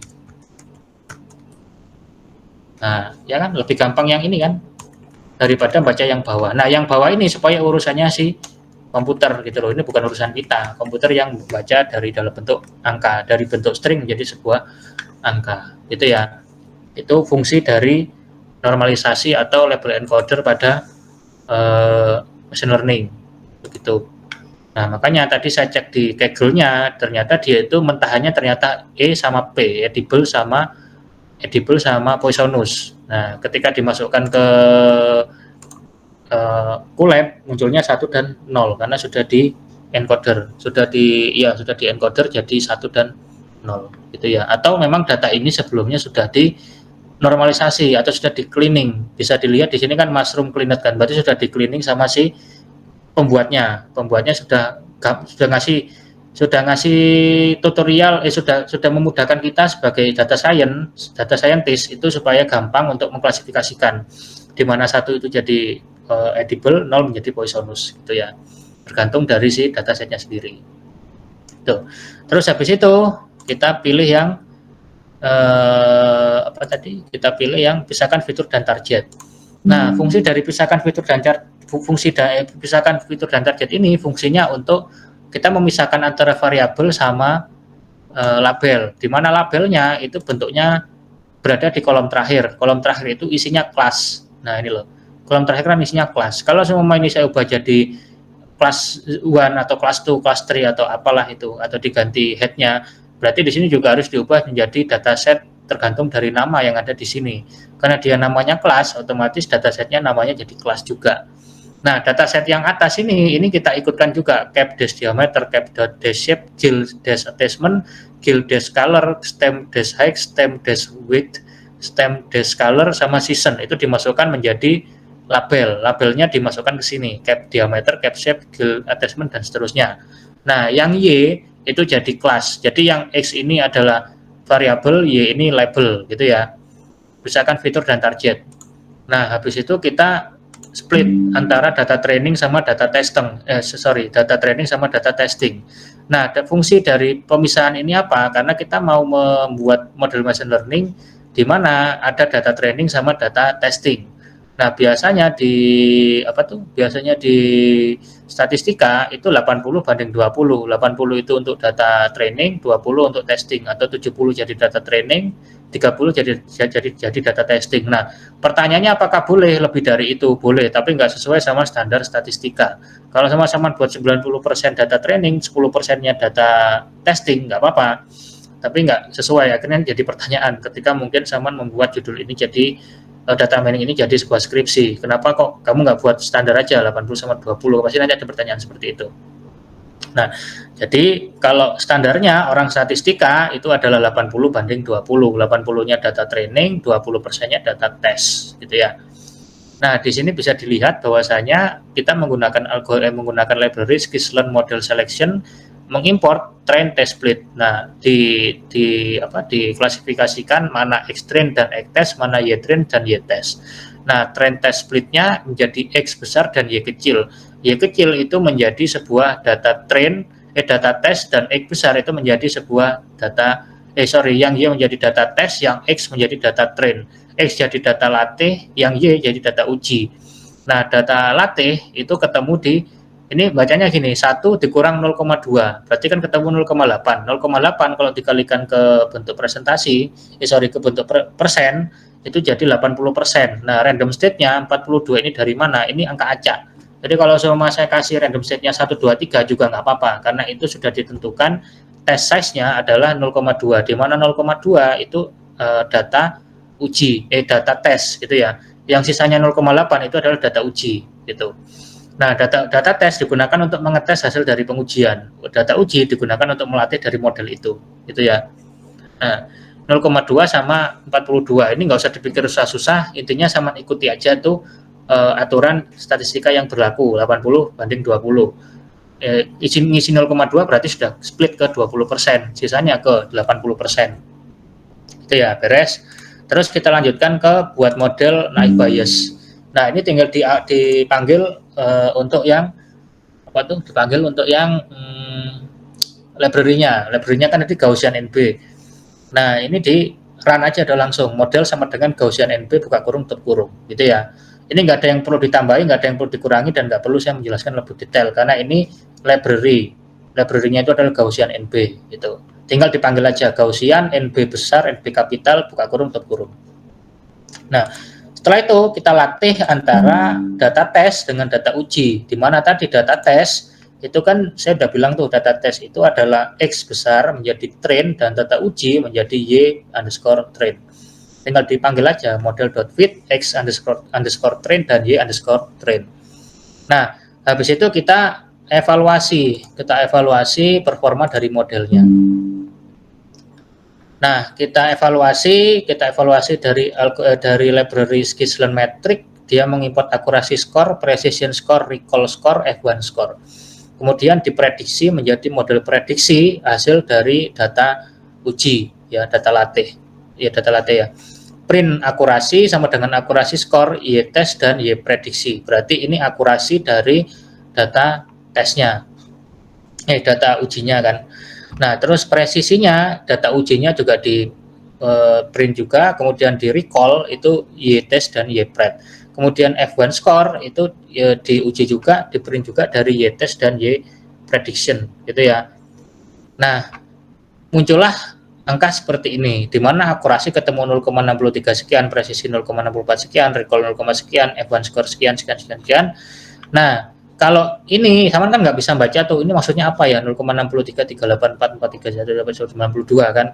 Nah, kita ubah jadi yang dicari di machine learning itu hanya tingkat akurasinya aja, bukan presisi, recall, sama F1 score. Nah, presisi, recall, sama F1 score ini fungsinya untuk apa? Fungsinya untuk mendukung data dari hasil pengujian dataset tersebut, gitu ya. Yang dicari itu adalah akurasinya. Nah, kalau bicara data mining yang betulan, itu kita nggak sekedar menguji saja, tapi sampai ke data entry-nya, gitu. Nah, dari situ akurasinya kita panggil lagi tuh, akurasi sama dengan akurasi underscore score, Y test, Y pred, ya kan, dimasukkan lagi, di print tingkat akurasi sama dengan persen dikalikan 100, dikalikan angka 100. Nah, ketemunya 0,63 sekian dikali 100, ketemunya adalah 63%. Nah, berarti kesimpulan dari pengujian dataset menggunakan naive Bayes classifier ini, datasetnya masih kurang, datasetnya masih underfitting, di mana dia mendapatkan nilai yang rendah untuk dataset dan data uji. Nah, fungsi dari fungsi dari pengujian ini untuk apa? Digunakan untuk menguji dataset itu apakah cocok digunakan untuk model machine learning atau tidak, gitu ya. Nah, tingkat akurasi yang disarankan berapa? Minimal 90%. Kalau bisa itu 98%. Tapi kalau saya sih selama ini itu maksimal ketemu di 92%. Saya nggak pernah ketemu sampai 93 ke atas itu belum pernah, tapi 92% itu pernah. Semakin tinggi tingkat akurasinya, maka model machine learning itu maka semakin bagus, gitu ya. Nah, cara untuk meningkatkan tingkat akurasi gimana ya? Datasetnya itu disambung aja, datasetnya itu ditambahi, gitu loh. Nah, sekarang saya cari dataset yang mushroom-nya, coba saya download lagi ya, supaya sama tahu tuh dataset aslinya kayak gimana. Daripada saya cari, mending saya download aja. Ini masih ketemu 63%. Kemarin itu yang kelas B itu 25 kolom, 25 baris. Itu kasihan tuh, dia cuma dapat berapa ya? Cuma dapat 60% kalau nggak salah tuh. Tapi ya memang hanya 25 kolom ya, 25 baris ya. Ya kita nggak bisa berharap banyak kalau hanya 25 baris kan. Ya kalau memang dia dapatnya dapatnya banyak, kalau memang dia dapatnya barisnya banyak ya nggak apa-apa, tapi kalau cuma barisnya cuma 25 ya apa yang mau di binding kan gitu. Saya carikan itu mushroom classification, dataset aslinya itu mana ya, saya tuh lupa dataset aslinya itu saya taruh mana ya. Itu kalau nggak salah ini dataset aslinya itu 1000 nggak salah, 1000 atau 2000 ya, 2000 nggak salah. Saya carikan dulu dataset aslinya, saya lupa. Ini coba saya download aja deh.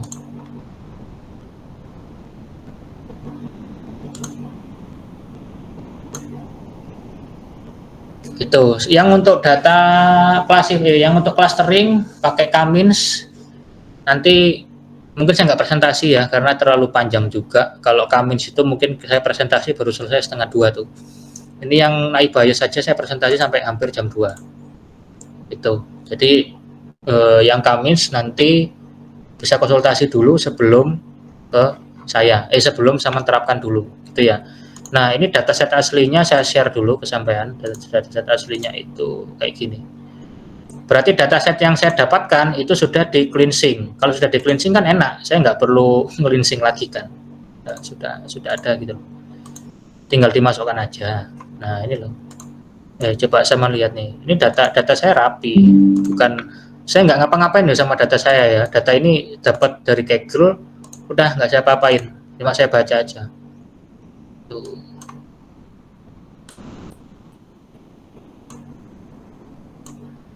Nah, kita kan ketemu di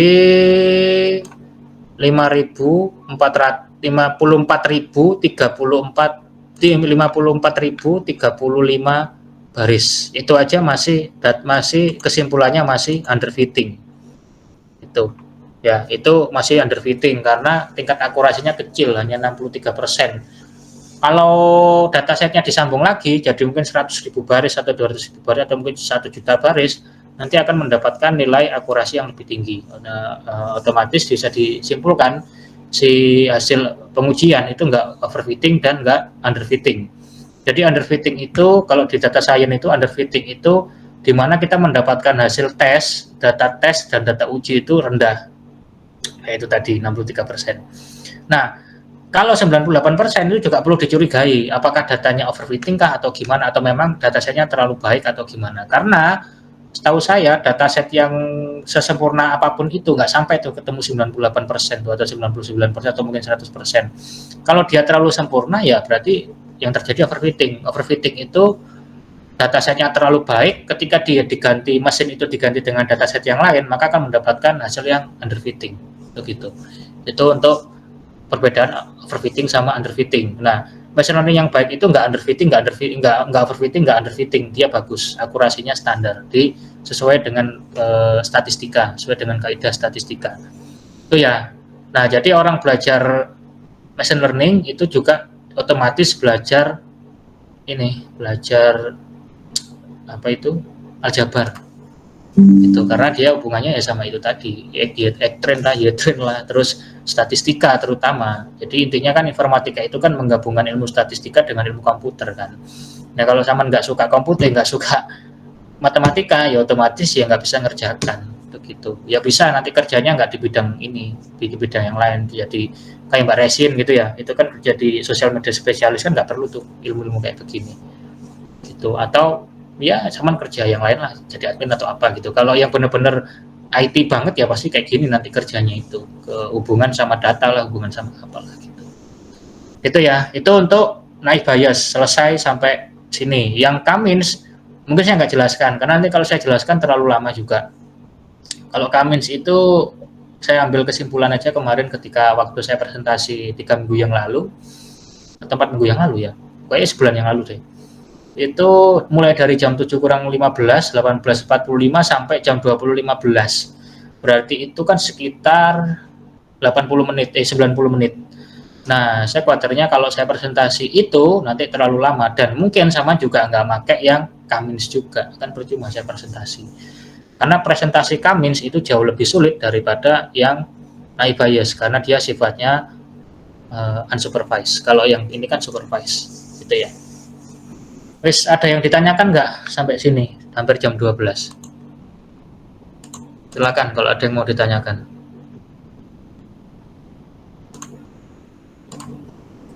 Ini direkam apa, Pak? Iya, direkam. Sama kayak kemarin. Gitu. Jadi ini sesuai keilmuan ini saya ajarkan sesuai dengan standarisasi. Kalau saya bicara standarisasi banget itu kurang tuh, itu kurang panjang yang tadi itu. Kalau mau benar-benar standarisasi yang ikut benar-benar standar ya udah nanti adalah kita sesi selanjutnya. Tapi kayak sama juga sudah nggak mau tuh, karena kan ini kan pertemuan terakhir. Nah itu ya, yang tadi itu best practice untuk menghadapi UAS-nya Pak Reza, UAS data mining. Taman pakai codingan saya, datasetnya pakai yang lain, saya yakin ujiannya lolos, ujiannya berhasil gitu loh. Terserah nanti Pak Reza ngasih nilai berapa.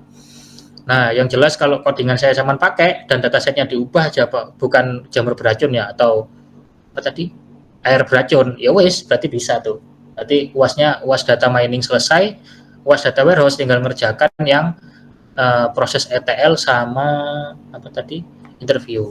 Itu aja. Itu sih. Udah, apalagi yang mau ditanyakan? Cara memilih datasetnya kan sudah saya sampaikan tuh. Pilih yang caranya kayak gitu loh, bukan nggak angger semua bisa dipakai, nggak, karena kan di Kaggle itu kan isinya kan data scientist sedunia kan, dia kalau mau ngupload apa ya udah gitu loh, gitu ya. Ya wis gitu aja. Wis, apalagi tuh yang mau ditanyakan? Saya sih insya Allah saya sudah dapat WA dari tim Bangkit yang ikut MSIB.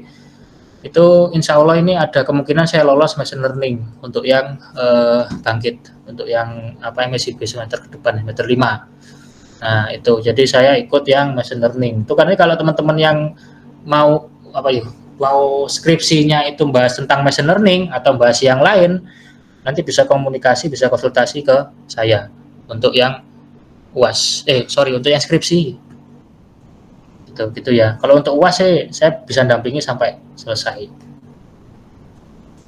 Itu, dah, apalagi silakan kalau mau ditanyakan. Bingung gitu kan?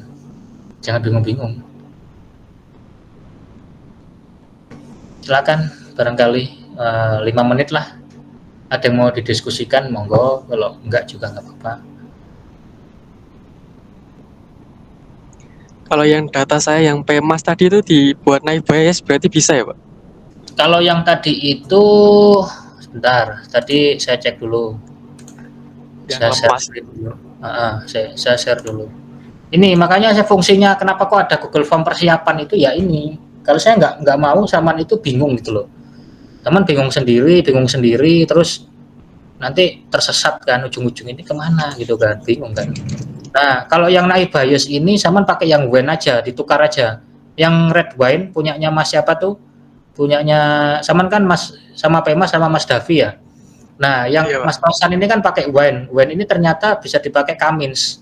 Nah, tapi kalau Saman mau pakai pindah bukan Cummins, mau pakai klasifikasi ya jangan pakai yang ini, jangan pakai yang salary ini, ganti aja ke dataset yang lain.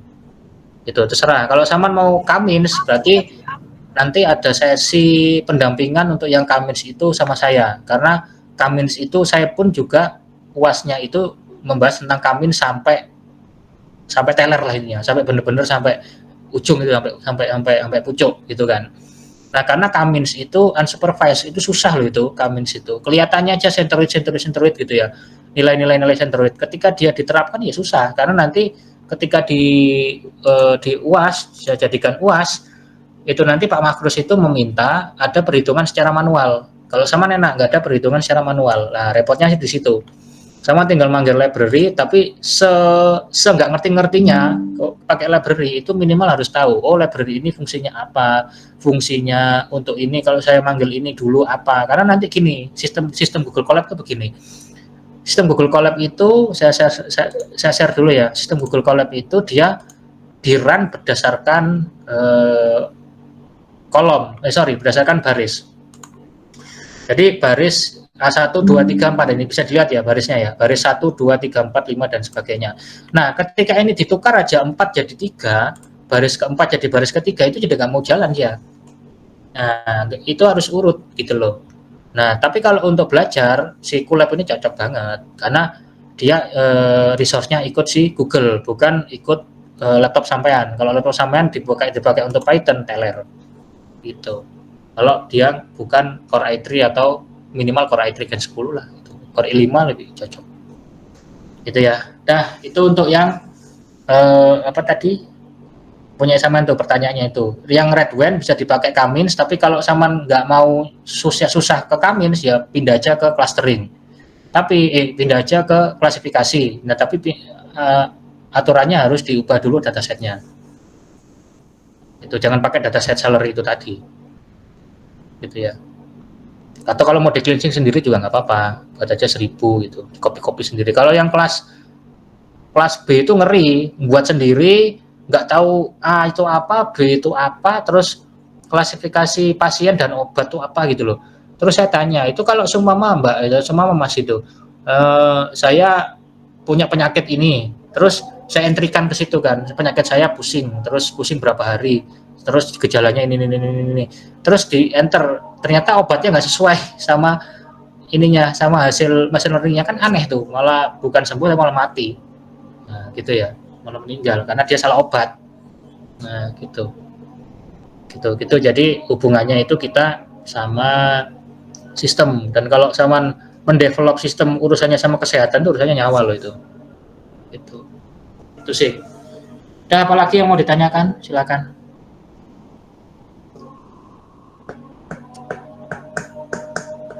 Saya tunggu sampai jam 12 lah ya, ini masih ada waktu lagi.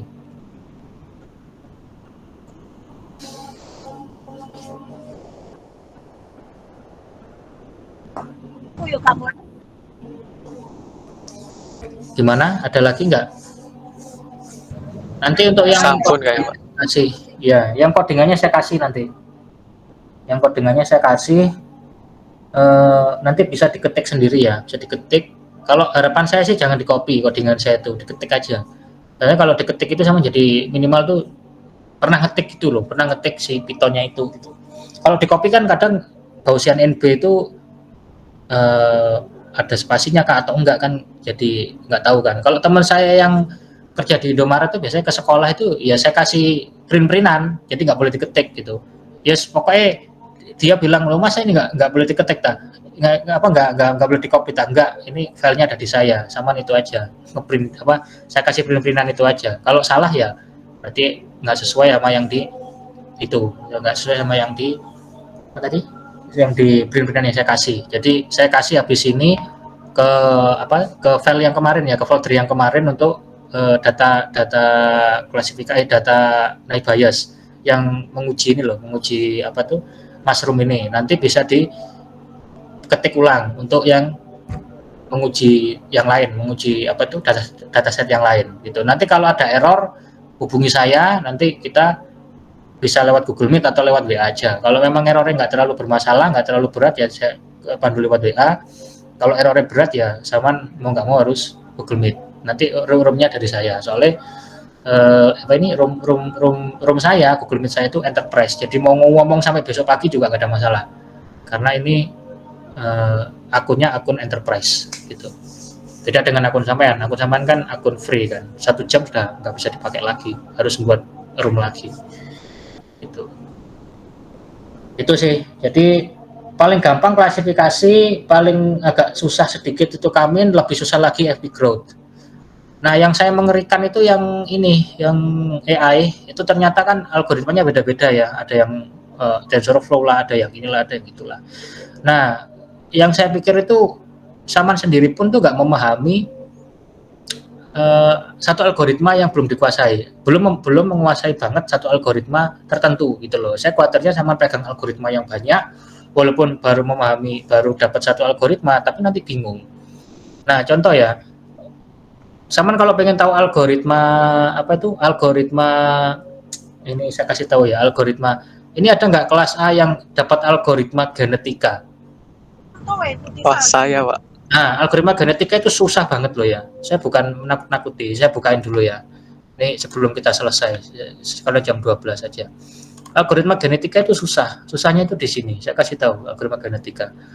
Jadi waktu saya presentasi di depan Bu Anita, kecerdasan buatan itu tidak terkaru-karuan masalah algoritma genetika ini. Itu saya kasih yang Saman algoritma genetika. Itu susah itu algoritma genetika itu. Saya kasih yang algoritma genetika itu yang mana ya, genetik algorithm Fuzzy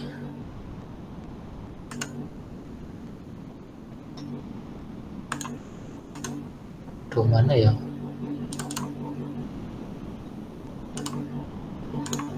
saya carikan dulu sih, soalnya itu genetika itu susah. Terus yang tensor itu juga susah. TensorFlow itu susah, itu kan algoritmanya Google kan, tensor itu. TF itu loh, TensorFlow itu loh. Saya kasih yang perhitungannya aja yang genetika itu. Saya punya kok perhitungannya genetika itu. Wah, ribet itu genetika itu. Genetik algorithm. Nah, ini nih saya kasih nih. Saya mencek tahu.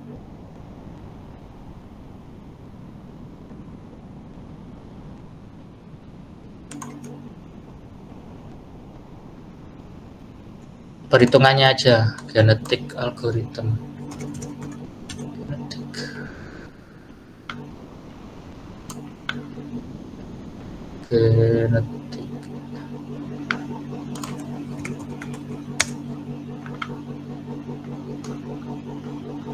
Genetika.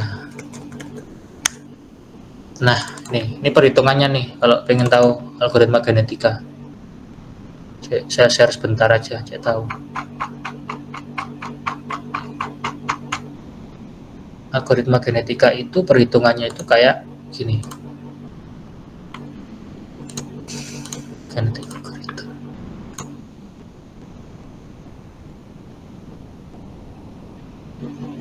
Nah, ini perhitungannya nih, algoritma genetika. Ya, ada populasi awal, ada seleksi, ada gabung populasi, ada mutasi, ada crossover, ada mutasi, ada populasi baru. Dia itu sama harus cari nanti populasi barunya itu sampai ketemu mendekati 0. Kalau nggak 0 berarti nggak salah itu. Ini aja saya memutasi itu sampai generasi ke-12. Ke-12 itu ketemu di angka 0,30, 3,67 sama 0,94. Ini masih bisa dimutasi lagi ke generasi selanjutnya.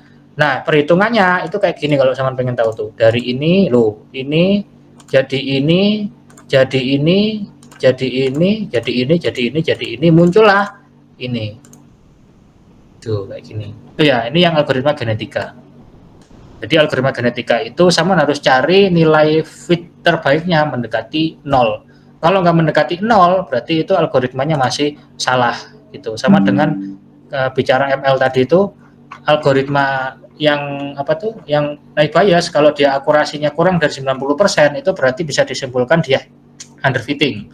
Kalau terlalu tinggi mendekati 100% itu juga ujung-ujungnya overfitting.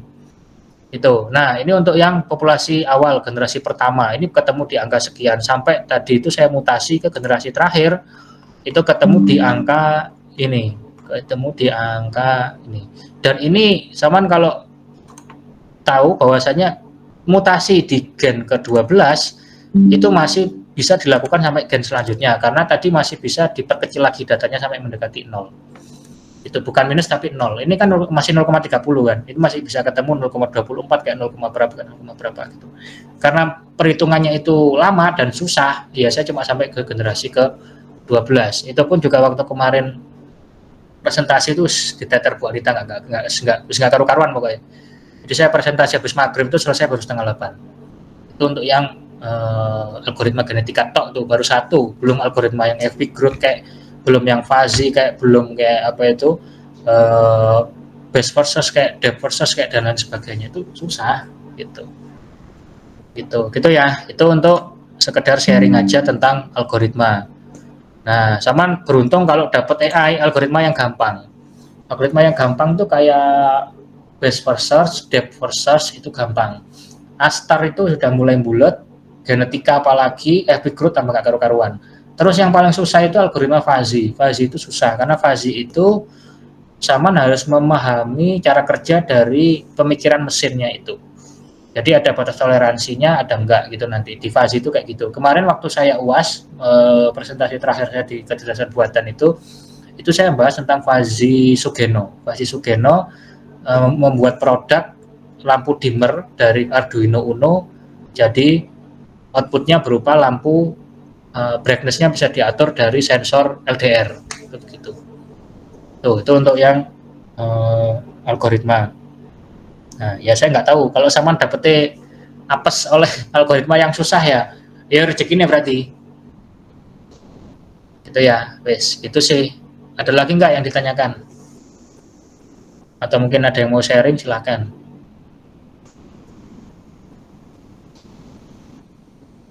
Nggak ada? Saya tunggu 3 menit ya. 12.05.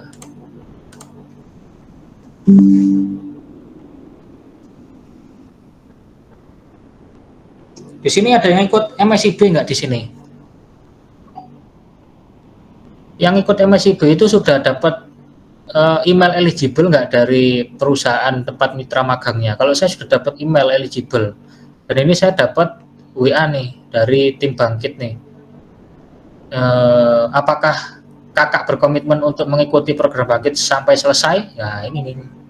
Kalau saya sih komitmen aja. Tapi padat jadwalnya. Disitulah Saman cari tempat prakerin yang benih yo, jangan cari tempat prakerin yang nggak benih itu. Banyak tuh tempat prakerin nggak benih itu banyak. Datang-datang nganggur. Nah, cari tempat prakerin yang benih.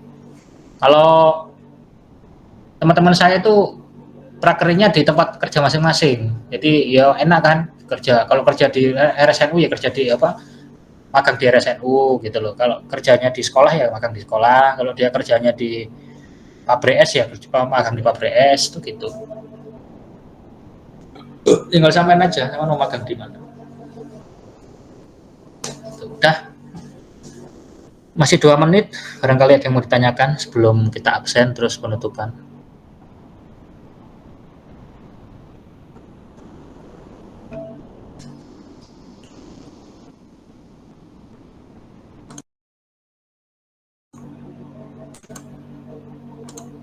Saya ini punyanya Mbak Lulu baru nih, ada yang klasifikasi tingkat kemiskinan. Saya cek dulu ya sebentar ya sekalian.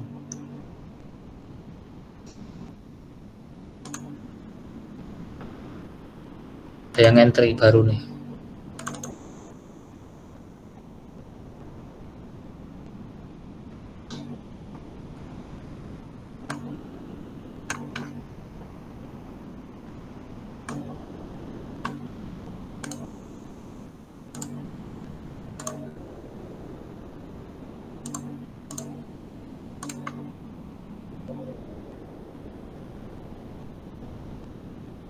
Nah ini punyanya Mbak Lulu yang terakhir sama punyanya Mbak Sinta.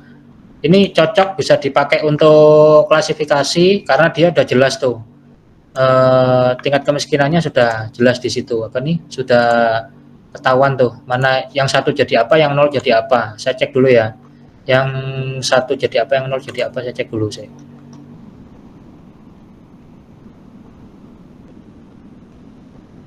Yang satu ini jadi apa ini?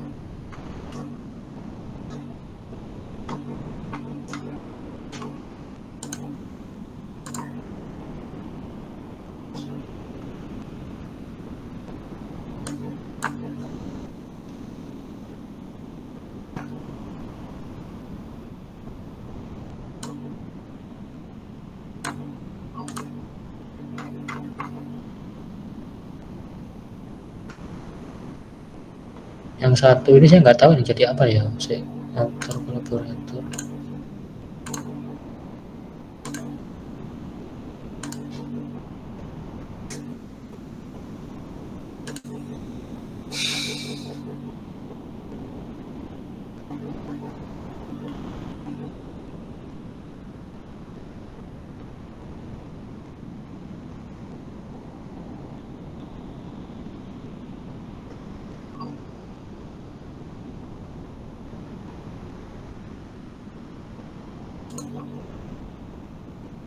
Wis nggak apa-apa wis. Itu kayaknya satu itu yang layak, yang nol nggak layak kayaknya. Nggak tahu tuh.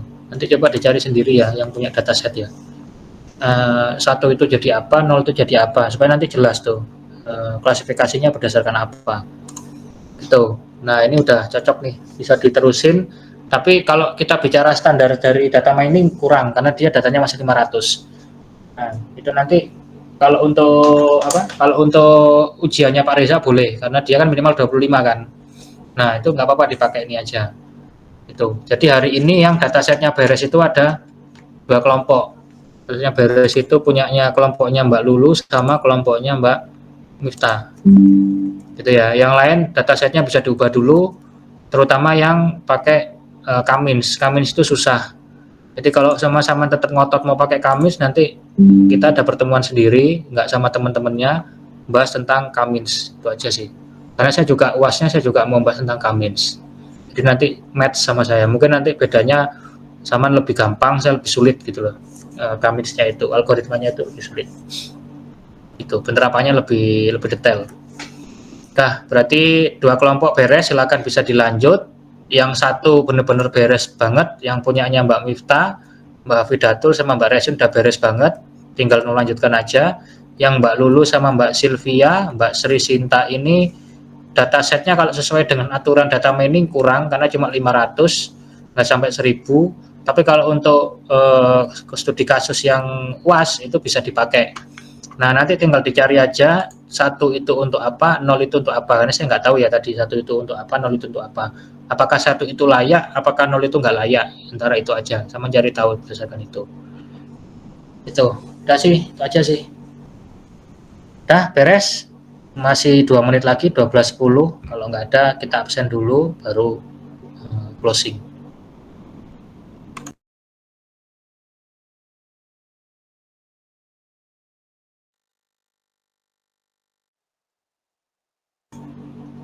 Oh ya nanti sama kalau sudah nemu dataset itu segera diupload di sini ya di form tadi ya supaya saya bisa cek. Kalau sama ngupload ke WA saya atau ngirim link ke WA saya itu mesti ketindes mesti. Terus lupa gitu saya lupa terus nyari sendiri nyari lagi itu susah ya tuh nyari WA itu karena banyak tuh yang WA itu nggak dari kelas ini toh dari kerjaan lah dari apalah itu kan WA juga tuh karena WA-nya itu jadi satu gitu. Nah jadi nanti kalau sudah ngupload kalau sudah ngupload kalau mau ngabari tinggal ngabari aja Pak sudah saya upload ke form itu minta tolong dicek gitu. Nah nanti saya cek di itunya di formnya di Excelnya di spreadsheetnya karena kalau di spreadsheet kan enak ini kan saya kasih warna tuh kasih warna yang warna kuning beres warna merah itu Kamins warna orange itu revisi warna abu-abu ini perlu cleansing bisa diganti sama yang hijau ini perlu direvisi lagi Itu yang kuning udah beres. Itu udah ya. Jadi kenapa kok saya minta Saman nguploadnya ke form, karena supaya saya ngeceknya gampang, terpusat. Gitu. Sama nanti saya minta tolong untuk yang agenda interview data warehouse. Nah, agenda interview data warehouse itu terserah mau hari apa, hari Jumat apa hari Minggu. Kalau Sabtu kan mungkin malam mingguan kan. Nah, jadi ya hari Jumat atau hari Minggu. Kalau Saman maunya Jumat habis maghrib nggak apa-apa. Nanti habis maghrib kita agendakan satu kelompok, bisa individu, bisa satu kelompok, maksimal 15 menit. Nah, ketika interview nggak harus ETL-nya jadi dulu, yang penting Saman sudah siap-siap gitu loh. Jadi nanti antriannya itu berdasarkan apa yang Saman isi di di janji temu. Nanti saya kasih linknya janji temu di Google Meet. Nah, tinggal Saman isi mau jam berapa itu nggak bisa crash sama punya temennya. Nanti kan 15 menit kan per kelompok tuh. Nah, tinggal dipilih aja. Oh, saya mau jam 19.00 sampai 19.00 sampai 15.15 ya. Berarti tinggal dipilih aja tuh. Nanti saya sudah baca di kalendernya di Google Calendar. Tinggal Saman standby di depan laptop, join gitu aja udah. Karena nanti saya yang join dari dari jam pertama, kelompok pertama sampai kelompok terakhir. Begitu. Itu ya. Sama yang ETL-nya bisa di-upload nanti hari Senin maksimal jam 23.55. Tuh. Yang penting kita interviewnya dulu supaya nilai interviewnya nggak kosong. Itu sih. Udah. Beres. Saya tak ngabsen dulu. Jangan lupa segera dibereskan masalah dataset, terutama dataset dulu, karena kalau datasetnya ketemu otomatis warehouse sama miningnya beres, tinggal Saman berkreasi sendiri. Terus yang mau Kamis segera kok kabari, nanti kita bisa Google Meet lagi, yang klasifikasi bisa contek aja codingan saya gitu ya. Terus sama sama yang mungkin ada kendala lain lah, mungkin Laravel atau apa, nanti kalau Saman bingung WA aja. Itu saya juga ngerjakan itu juga sama. Tuh. Terus sama sekarang kita itu dulu absen dulu. Ini Mas Muhammad Hafiz Almanan sama Muhammad Abrurul Amin ini nggak ada ya, tinggal ke bawah semua ya. Ya gimana? Oh enggak. Tekan. Yang ini berarti saya lewati aja. Mas Muhammad Sadam Nurizahwa ada nggak? Oh ada ya, Mas Muhammad Sadam Nuriz ada ya. Mbak Sri Sinta ada nggak? Mbak Sri Sinta kayak tadi ada deh kayaknya tadi. Oh ini ada. Mbak Sri Sinta, Mbak Miftakul Mubarokah. Mbak Miftakul ada nggak nih? Mbak Miftakul tadi ada ya kayaknya ya. Mbak Miftakul tadi kayaknya ada. Mbak Hafidatul Karimah ada ya. Mas Saiful Anwar ada. Ya. Ya udah, terus Mas Muhammad Al Fikri Ghazali ada. Mas Muhammad Ainur Rafiki. Ya, oke. Terus Mas Syah Muhammad Ali Mufti nggak ada. Terus Mas Lalu Yazid gabung Pak sama Saiful Anwar. Sama saya, ya. Pak. Oh ya, saya tak centang aja. Siapa tadi? Mas Syekh Ali Mufti ya? Lalu Yazid. Oh, Lalu Yazid. Yang nggak ada kan Mas Syekh Ali Mufti kan? Nggih. Ya, Mas Lalu Yazid sama Mas Saiful Anwar jadi satu. Gabung. Terus Mbak Lulu ada tuh kayak tadi tuh. Oh, ada. Mbak Lulu ada. Terus Mas Aidan Nanggala. Terus Mas Pem ada. Ada, Pak. Mas Deva Febrian ada. Terus Mas Chandra Wiji Kusuma ada. Mbak Resin tadi itu izin tuh. Izin saya centang aja izin. Terus Mas Mudor Bafaki. Ya, udah sih. Oh ya, Mbak Resin itu ya, untuk yang cewek-cewek Mbak Resin itu data warehouse sendiri, jadi nggak usah dimasukkan kelompok. Itu tadi sudah konfirmasi ke saya, Mbak Resin itu ngerjakan sendiri. Tapi yang data mining sama ikutkan kelompok sama aja. Kalau yang data warehouse sendiri kok Mbak Resin itu. Terus sama Mas ini Mas Muhammad Ivan Aditya, ya. Terus Mas Muhammad Davi Verzagi. Mas Muhammad Davi, ada nggak? Hadir, Pak. Oh ada, oh ya, pojokan. Mas Andika, Hadir. hadir. Terus Mas Muhammad Fatoni, Hadir, Pak. terus Mas Rosan, oh ya ada. Terakhir Mbak Sylvia. Mbak Sylvia itu kayaknya tadi ada kayaknya. Setahu saya tadi ada kayaknya. Kalau ada ini saya itu aja, saya centang aja. Nanti saya minta tolong saya kirim ke salah satu temennya untuk dicek absensinya lagi. Yang tanggal 10 pertemuan pertama saya lupa itu, saya belum foto. Tapi nanti kalau saman ada yang kelewat nanti bisa di itu ya, bisa dikonfirmasi ke saya ya. Nanti ini absensinya itu ada 4 itu. Absensi data mining 2, absensi data warehouse 2 dengan tanggal yang sama.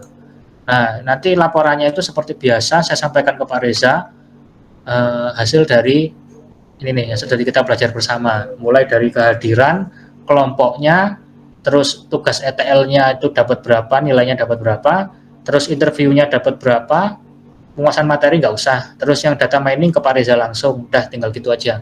Jadi ini lebih gampang daripada ke sister kemarin. Sister itu kan saya nyari sampai ke domain IP-nya kan, sampai jauh gitu loh. Nah ini enggak, ini tinggal absensi kelompoknya saya petakan, terus sama nilai interview sama nilai ETL, nilai praktikum ETL. Gitu. Nah untuk pengumpulan UAS-nya nanti saya kirim ke salah satu temannya di sini untuk Google Form-nya, pengumpulannya nanti saya kirim ke situ. Jangan lupa ditutup jam 23.55. Terus sama apa lagi ya yang bisa saya sampaikan? Udah sih itu. Sama tinggal UAS saja tuh, tinggal mempersiapkan UAS dengan baik. Ya juga sama, pusing juga. Ya wes, gitu aja. Selamat siang semuanya. Terima kasih telah mengikuti perkuliahan pada hari ini, walaupun hari ini libur, tapi saya menghargai sekali, menghargai sekali kemauan sampean untuk mengikuti kelas pada online pada siang hari ini. Walaupun kita nggak ketemu secara tatap muka, tapi saya menganggap pembelajaran hari ini itu cukup baik dan juga kondusif, dan yang paling penting adalah itu tak lepas dari semangat dari sampean masing-masing juga. Sebaik-baik saya mengajar, kalau memang yang diajar juga nggak mau mendengarkan, kurang antusias juga percuma, begitu. Nanti tolong kabari terkait dengan ini pra-UAS, terserah sih mau tanya apa aja boleh. Nggak harus tanya data mining, data warehouse sama sister, sama tanya tugasnya Pak Makrus juga boleh, tanya UAS Laravel juga boleh, web pemrograman juga boleh, karena nanti saya cek juga tuh, saya juga pengen tahu errornya di mana dan sebagainya gitu. Barangkali saya bisa bantu. Tuh, terus apa lagi ya? Nah ini harapan saya kita bisa melanjutkan silaturahim ya, walaupun ini pertemuan terakhir, nanti semester 5-6 kita nggak ketemu. Saya kan mungkin insya Allah keterima MSIB itu insya Allah. Nah sama saya juga nggak tahu sama nanti magangnya di mana. Yang penting pesan saya cari tempat magang yang baik, karena kalau tempat magang yang baik itu pasti nanti akan membimbing saman ke tempat kerja yang baik juga.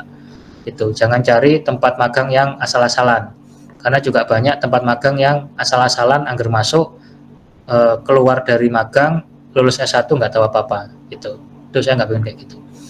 Ya wes, gitu aja, cukup sekian dari saya. Terima kasih telah mengikuti rangkaian kelas dari pertemuan pertama sistem distribusi sampai dengan hari ini, dan semoga UAS-nya sukses dan sehat selalu. Cukup sekian dari saya, terima kasih, saya akhiri. Wassalamualaikum warahmatullahi wabarakatuh. Waalaikumsalam. Waalaikumsalam. Waalaikumsalam. Ya, boleh. Ya, sama-sama.